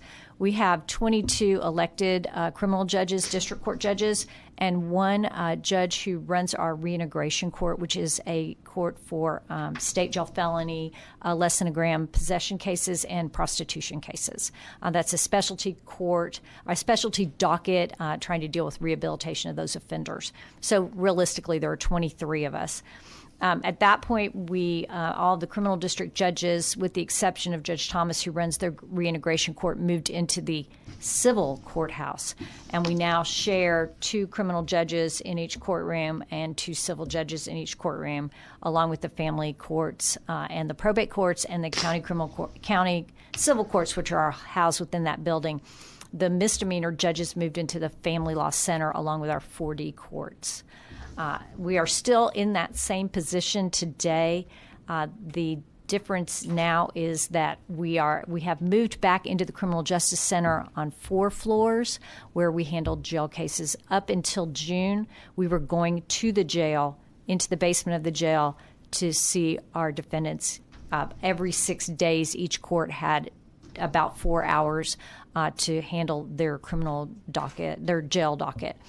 We had another jail docket for the females where we went into the female jail to do that. And so that's kind of where we were on literally Judge Velasquez, a number of us showed up on August 29th and got the ball rolling again. We did not start having jury trials, both civil, criminal, family, across the board until October the 23rd. We do not have a jury room anymore. It's underwater. And so we have moved the jury room in the jury assembly into the county administration building, and we have moved our grand juries into the appellate courts, into the 1910 courthouse. We are also using the federal courts to handle non-death capital cases. We have a non-death capital impact docket for trial, and we've been trying those cases down in the federal court. So we are literally spread over about 6 campuses at this point, trying to try cases. I know you're shaking your head. I can't keep track of one courthouse. We are all getting our steps in. We all used to weigh 400 pounds. And so that's where we were on August the 28th. We moved into the civil building. Obviously, the district clerk moved into the civil building. They had 2 floors of offices in the criminal 2 floors in the criminal courthouse. They've moved in there. We are one big happy family. The civil judges had to get used to having lots of folks in their courtrooms because not every party comes to court until they actually have a trial, where our defendants come to court along with their lawyer and their family every single time they have a setting. I mean, that's just how things move through the system because they have much more involvement, obviously, since they're the ones charged. I gave you all sort of a snapshot of where we were August of 17 and where we are today.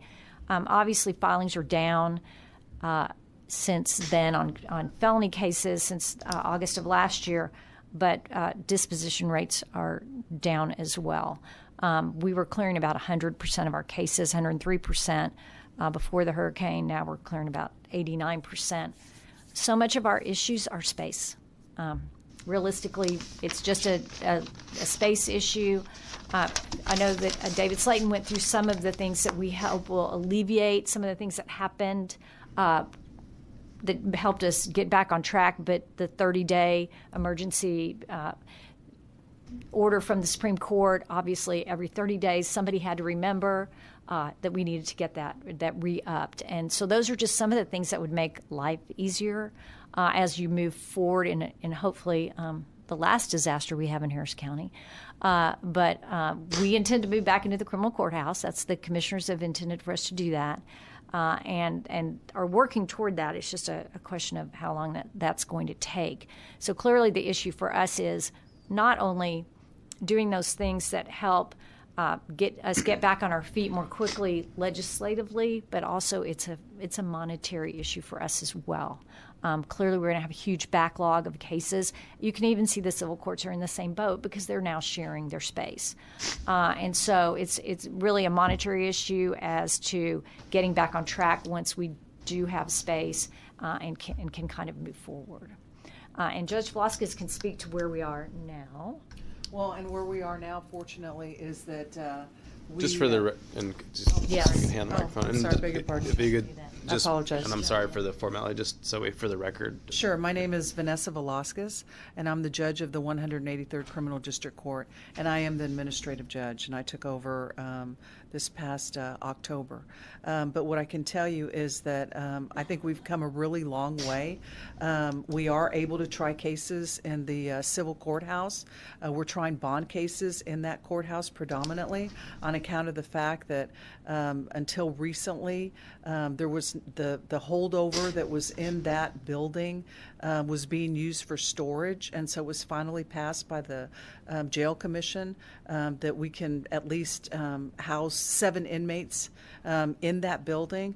But as you can imagine, the civil judges weren't exactly excited about having defendants being brought over on the chain, in front of the courthouse. And there were other issues as well. For instance, I had one trial, and I had a panel outside in the hallway, and the deputies brought the defendant through the jury panel wearing orange, with shackles and handcuffs. And as soon as the inmate walked in, he said, "Judge, I'm screwed." And I said, "What?" And he said, "The panel's right here. They just saw me."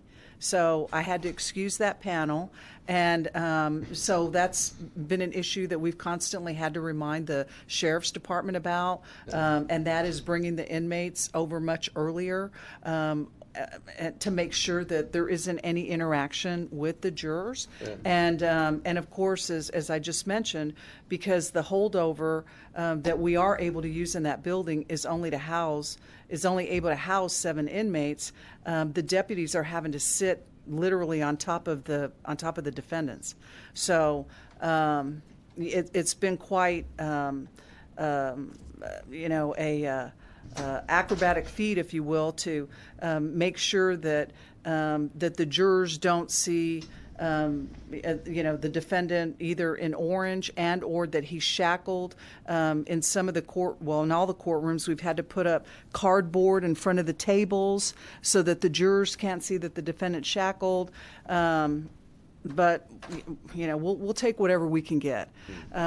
Fortunately, we have been allowed to go back into the CJC for the purposes of being able to see our jail defendants, our inmates, instead of going to either the male jail or to the female jail, because fortunately all the holdovers are working, the inmate elevators are working.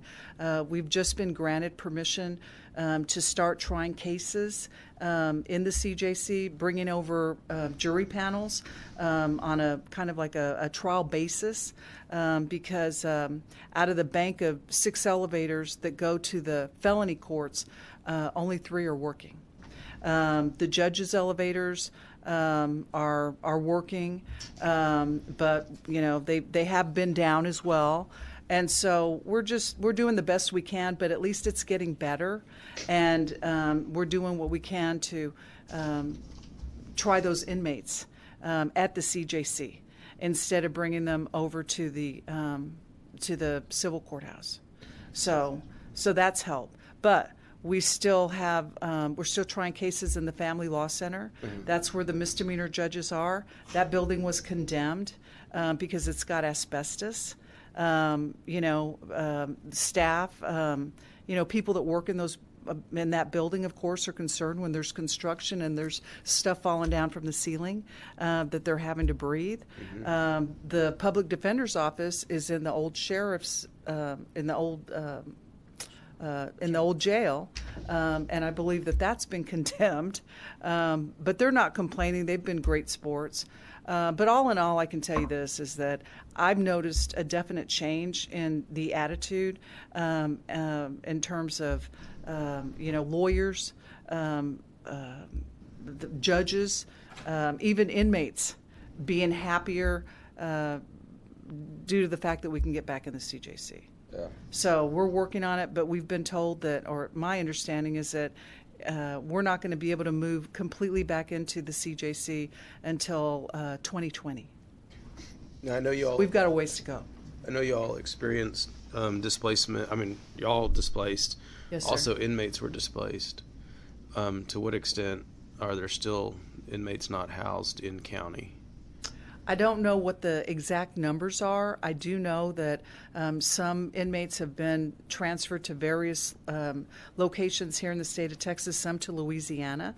But honestly, I haven't had any problems in terms of being able to get an inmate to court on a particular date. Mm-hmm. So I can't tell you what the figures are, but I haven't had any problem getting them to court. Okay. Is there anything that dictates which inmates go out of state? Is it or just setting date? So explain that to me. Those who are set further out. Go ahead. Those who are set further out for trial are the ones that are moving more often than not, just because they don't have any court settings. And the jail is back up and running. It's really more of an issue. The backlog is just due to the inability. We can only bring 30 inmates over every day for each court. And so it's really the inability to handle those cases that really sort of caused the backlog. Okay, but is there? We're only able to use 11 courts at the CJC. We have 22 district courts, and we were doubled up at the civil courthouse. That what I mean by that is myself and another criminal district court judge were sharing one courtroom, and so I would, for instance, do a docket Monday, Wednesday, Friday. The other judge would have a docket Tuesday, Thursday. And by virtue of us being able to go back into the Criminal Justice Center, what I do is when I'm at the Criminal Justice Center, she's at the civil courthouse, and then we switch every other week. And so she's able, when she's at the civil courthouse, to try her bond cases, and then when I'm at the CJC, I could try a jail case there. Okay. Pre Harvey, were there inmates being housed out of state? Yes. That's been an on and off thing Yes. based on jail standards. Okay. That has just been once population got too high. Louisiana is very inexpensive to send them there as opposed to housing them within the state. Do we have what protocols do we have in place for? That is the sheriff. They make that is. I mean. I'll call the sheriff. Yeah, that is a decision that is made with the sheriff's department and it's a contract how they do it Okay. and where they go and who has space. We stay completely out of that because we're not in the business of detention. Sure. So we stay out of that. But when they're deciding, they're looking at their setting dates. So. That's my understanding is those who are set further out, because there's not, if you're only set a month out, it doesn't make a lot of sense to send that person to Louisiana and have to go get them. Sure. So where if they're set 3 months out, then you go get them before trial so they can be prepared for trial. Has kind of been what we've been, the information we've been given. We don't have space for them. Is there any? Are there goals set out to end that? That would be a question for the sheriff. Okay. I mean, we are working on, just seeing as many folks as we can. Sure. If you look at it, the way that our holdovers are, every day, all of us, all 23 of us, could see 25 inmates, 28, 25, every day of the week, 5 days a week, 20 days a month.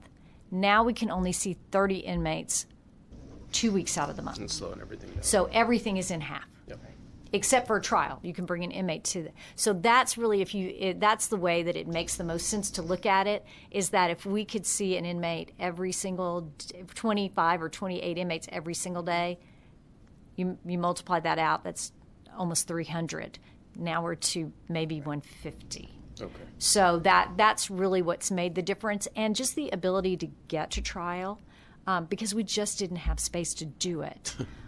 So those are I've seen things. pictures. I've seen pictures of the court sharing, and all sometimes looks more interesting. We've become all very good friends. But That's good. The one thing that I did forget to mention, and this kind of is something that we all, and being the coastal counties, one of the difficulties that we have is that the inability to try a case outside of your county. And for us, I mean, I was in the middle of trial when Harvey hit. I had just argued a case to the jury. I let them go home early on Friday and said, I'm sure you'll be back on Tuesday. And I saw them 2.5 months later to finish the case. Nobody wanted a mistrial, and it was just a question of the jurors' schedules. None of my jurors were flooded.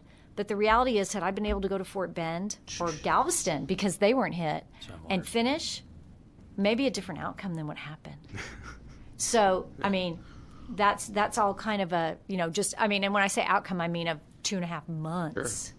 Sure. And so, realistically for me, the only county that really got hit was Harris of my 6, which is, when you think about that, you would think, Bay City and, Galveston, those would be the worst. But maybe they didn't get it this time, but they're going to get it another time. And for them, who got the real brunt of it, that is really something that needs to be looked at from our perspective, is just being able to take those cases and go. I mean, Fort Bend County, it's a 20-minute drive for all of us. So, I mean, that's something that would help a lot. Thank you, Chairman. You touched on it a little bit with the jury. How hard was it to get a jury pool for the cases that you guys went to court on?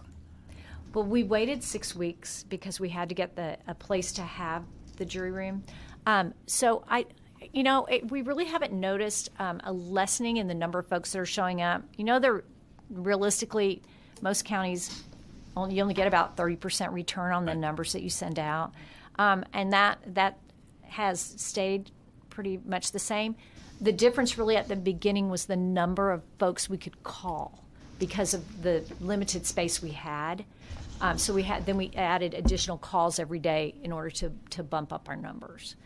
But actual getting the jurors wasn't a problem during that. Folks were showing up. We had one lady who showed up on the August 29th and was upset because she couldn't serve on a jury. So, people made an effort to get down there, but the return on jurors coming in is only about 30% anyway. Right. So, thank you. Any other questions?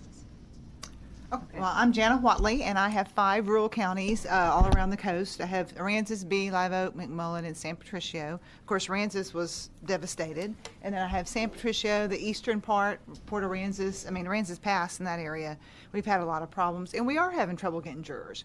I noticed, I guess, in May, I looked out there and I had 60, where I used to get 90 qualified jurors on a panel in San Patricio.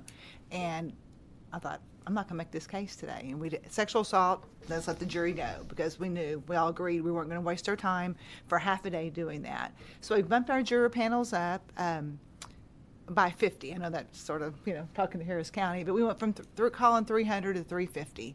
And it's just depending. That's both in San Patricio and Aransas. People are living in Corpus Christi, and they're saying, man, I get calls, I bet you once a week from a juror said, my house is still in Aransas, or my house is still in, Aransas Pass, but I have to live in Corpus. My house isn't finished. Can I come to jury duty? I'm like, oh, come on. So that, that's very nice. Again, those people that want to come, but we've had a hard time. We had to wait 5 months in Aransas County before we had a trial, and we could not get a grand jury foreman. My county attorney was asking me, because it's a county attorney with district court or felony jurisdiction, and she kept wanting to call a grand jury, and I said, you're not going to get a forum. You're not going to get a forum. And she waited till November and just had to wait till January until we were impaneled the new group, because we could not do that. So that delayed the system a bit. Our filings are way down according to David Slayton today, but there's some political reasons on that.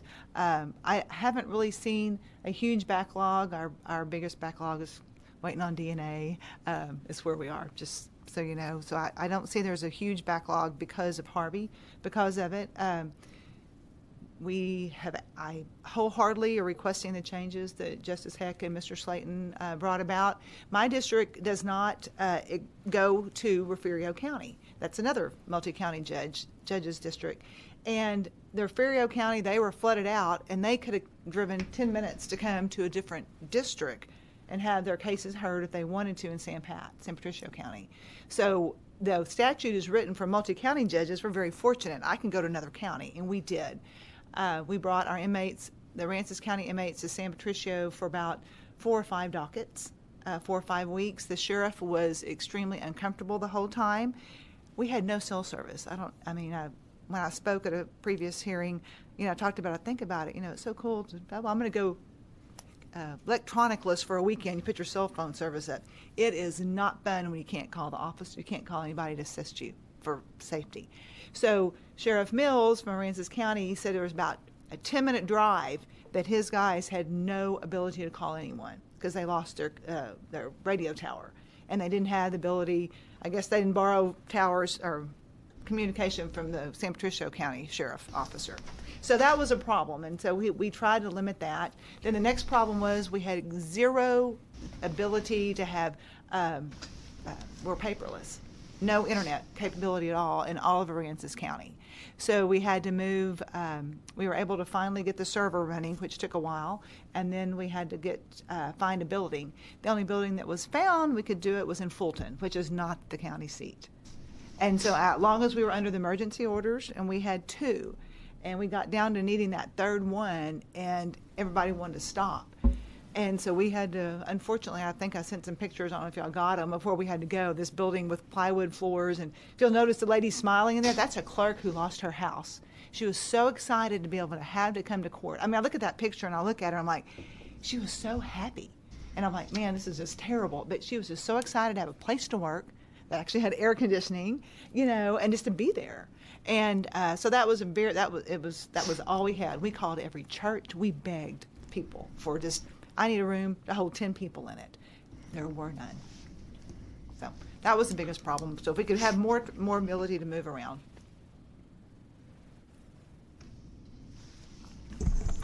Well, I'm Chris Daniel, the Harris County District Clerk. And a couple of points I wanted to talk about today in particular is creating some sort of uniform parameters as far as closing dockets and closing jury service. Now, this may actually need to be done through the Texas Supreme Court or in conjunction with the Texas Supreme Court with regard to their rules. But one of the phenomena that occurred during Harvey is the administrative judge locally, not regionally, of our courts could not be reached. His house had partially flooded in Bel Air, and because he could not be reached, we had no decision as to whether or not the courts could be closed. The building could be closed by the county judge, but whether or not people were still required to come for jury service or whether they were required to come to a docket notice of some kind was still up in the air. And it took another judge literally walking through the water from his neighborhood into that neighborhood, knocking on the door and saying, hey, what's the decision, to finally get the courts closed timely in the middle of Harvey. Harvey hit on a Friday. There was that nice little lull towards the end of the weekend where we were trying to make this decision. And by Monday, we had to have everything shut down because the next wave was coming through as it circled back. So we'd like to see some sort of uniformity, however that is, so that when a disaster hits, that it is automatic that these are closed, these are shut down, et cetera, et cetera. Whether we follow an ISD, like the criminal courts are thankfully doing right now, or whether we, independent school district, or whether we follow some other procedure as set out by the legislature. It's fine by me as long as it's uniform and clear. The other is pay. Our county commissioners are hamstrung by a 1994-1995 county opinion by former county judge, county attorney Mike Driscoll, that says that they cannot pay or back pay employees for their time off in the middle of a disaster. Now, in 1983, when Hurricane Alicia hit Houston, every one of the employees that was out because of Hurricane Alicia was paid for their time off. Now, we are having to come up with very, very, very, very creative systems and means to try to create comp time, to create training days, to create online courses or whatever, to try to meet the letter of the law when the spirit should be to have retention pay or some sort of disaster pay or hazard pay, whatever you want to call it, so that when employees are, through no choice of their own, displaced by a natural disaster, that they are not having to eat their own sick days, vacation days, comp days, just to pay the rent, just to pay the bills, just to eat while the disaster passes. In many cases, in our office alone, most employees were out 6 or 7 days. We, as a court system, thankfully, were not down at all. We were accepting e-filings in the middle of the storm. And while David Slayton and I often butt heads on how we are going through a centralization, if you will, of the court system in Austin versus a regional system through the district clerks, thankfully, because our office and his office had gone electronic, we never went down as far as filings. You could search for and do a background check in the middle of a storm because it was all in the cloud. And because of our due diligence in pushing technology in the courthouse, we didn't lose a single record. So special thanks to the Office of Court Administration and our partners with Commissioners Court, ITC, now called CTS, Central Technology Services, and particularly our judges for allowing that to happen. But again, the pay has to be, there has to be some sort of savings grace, if you will, for employees through no fault of their own are displaced because of a disaster. The school districts take care of their employees. The cities take care of their employees. Why not the counties? And the interpretation is basically of Article 3, Section 52 of the Texas Constitution that says that the counties can't give gifts of county resources. But is it really a gift if we're retaining necessary employees through a short period of time, a reasonable period of time, while the system is down? We should also have some sort of mandate as far as disaster planning and practicing those disaster plans. I think in many cases there were agencies that we partnered with that had a disaster plan or inherited a disaster plan but had not practiced it since they inherited it. And so we saw some growing pains between the agencies that had practiced and those that hadn't through the middle of Harvey. In one particular instance where the disaster plan wasn't followed at all, and once they got into hot water, they figured out real quick that they were supposed to go to this building, not this building. And once that all got sorted out, everything was roses. So there should be something in the code as far as have a disaster plan and, for the love of God, practice it. Great practicing.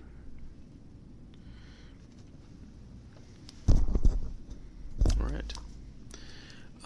I want to thank you all for your patience and also all the work that you're doing on the ground to get creative, like you said, to sort through these things. I'm glad that the result is more friendships and not frayed sanity. So I think that's a good thing. We'll certainly look to y'all for inspiration on that front. Do we have any questions before? Yes, Representative Wilson. Not a question, just a statement. I'd also like to recognize Chris here because he does something else. We recently shared a stage in Georgetown, Texas, by giving Sergeant Ray and his family a wounded warrior amputee of the 101st Airborne Division, RISTA, and was able to give him keys to his house. And I want to thank you for all you do with helping a hero in that program and General Piccolo and all that gang. So thank you very much. It was an honor. Thank you. Very cool. Well, thank you for that. Do we have anything else? Thank you so Were there much. any other comments? I don't want to. Okay. All right. Well, Just thank you all. want to give you so much. our update of where we are.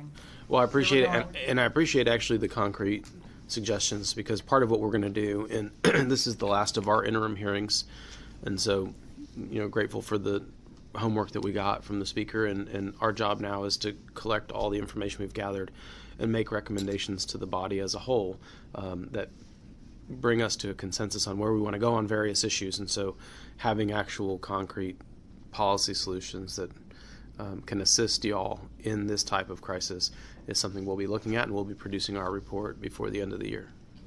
So we may be calling on you again. No, we're so hopeful that we don't have to have another crisis, but we recognize that living where we live, the realities are that we need to have better plans in place. Yeah, and the time frame, the limitations on the 30-day, 60-day, 90-day. I think we need to have some. I can't say a definite period, but I mean maybe let the county judge be able to declare, hey, we're still in crisis. We can't get AT&T wants $1 million to bring us internet to this county. We don't have it right now. Mm-hmm. So we just need things of that nature, just linked. Well, I appreciate it. And we will get to work. Okay, thank you Thank so you much. Members, thank you for all of your work, not just today, but during the entire interim. Do y'all have anything you want to chime in on? Okay, so I will ask, and we'll connect with your staff on our different charges if there are things that you want us to consider in terms of our published report, and then we'll circulate that around to everybody, and hopefully we'll all agree to the best of our ability and move on from there. But thank you. I appreciate all the work. So the time being 3:48 p.m. No further business before the committee. The committee on.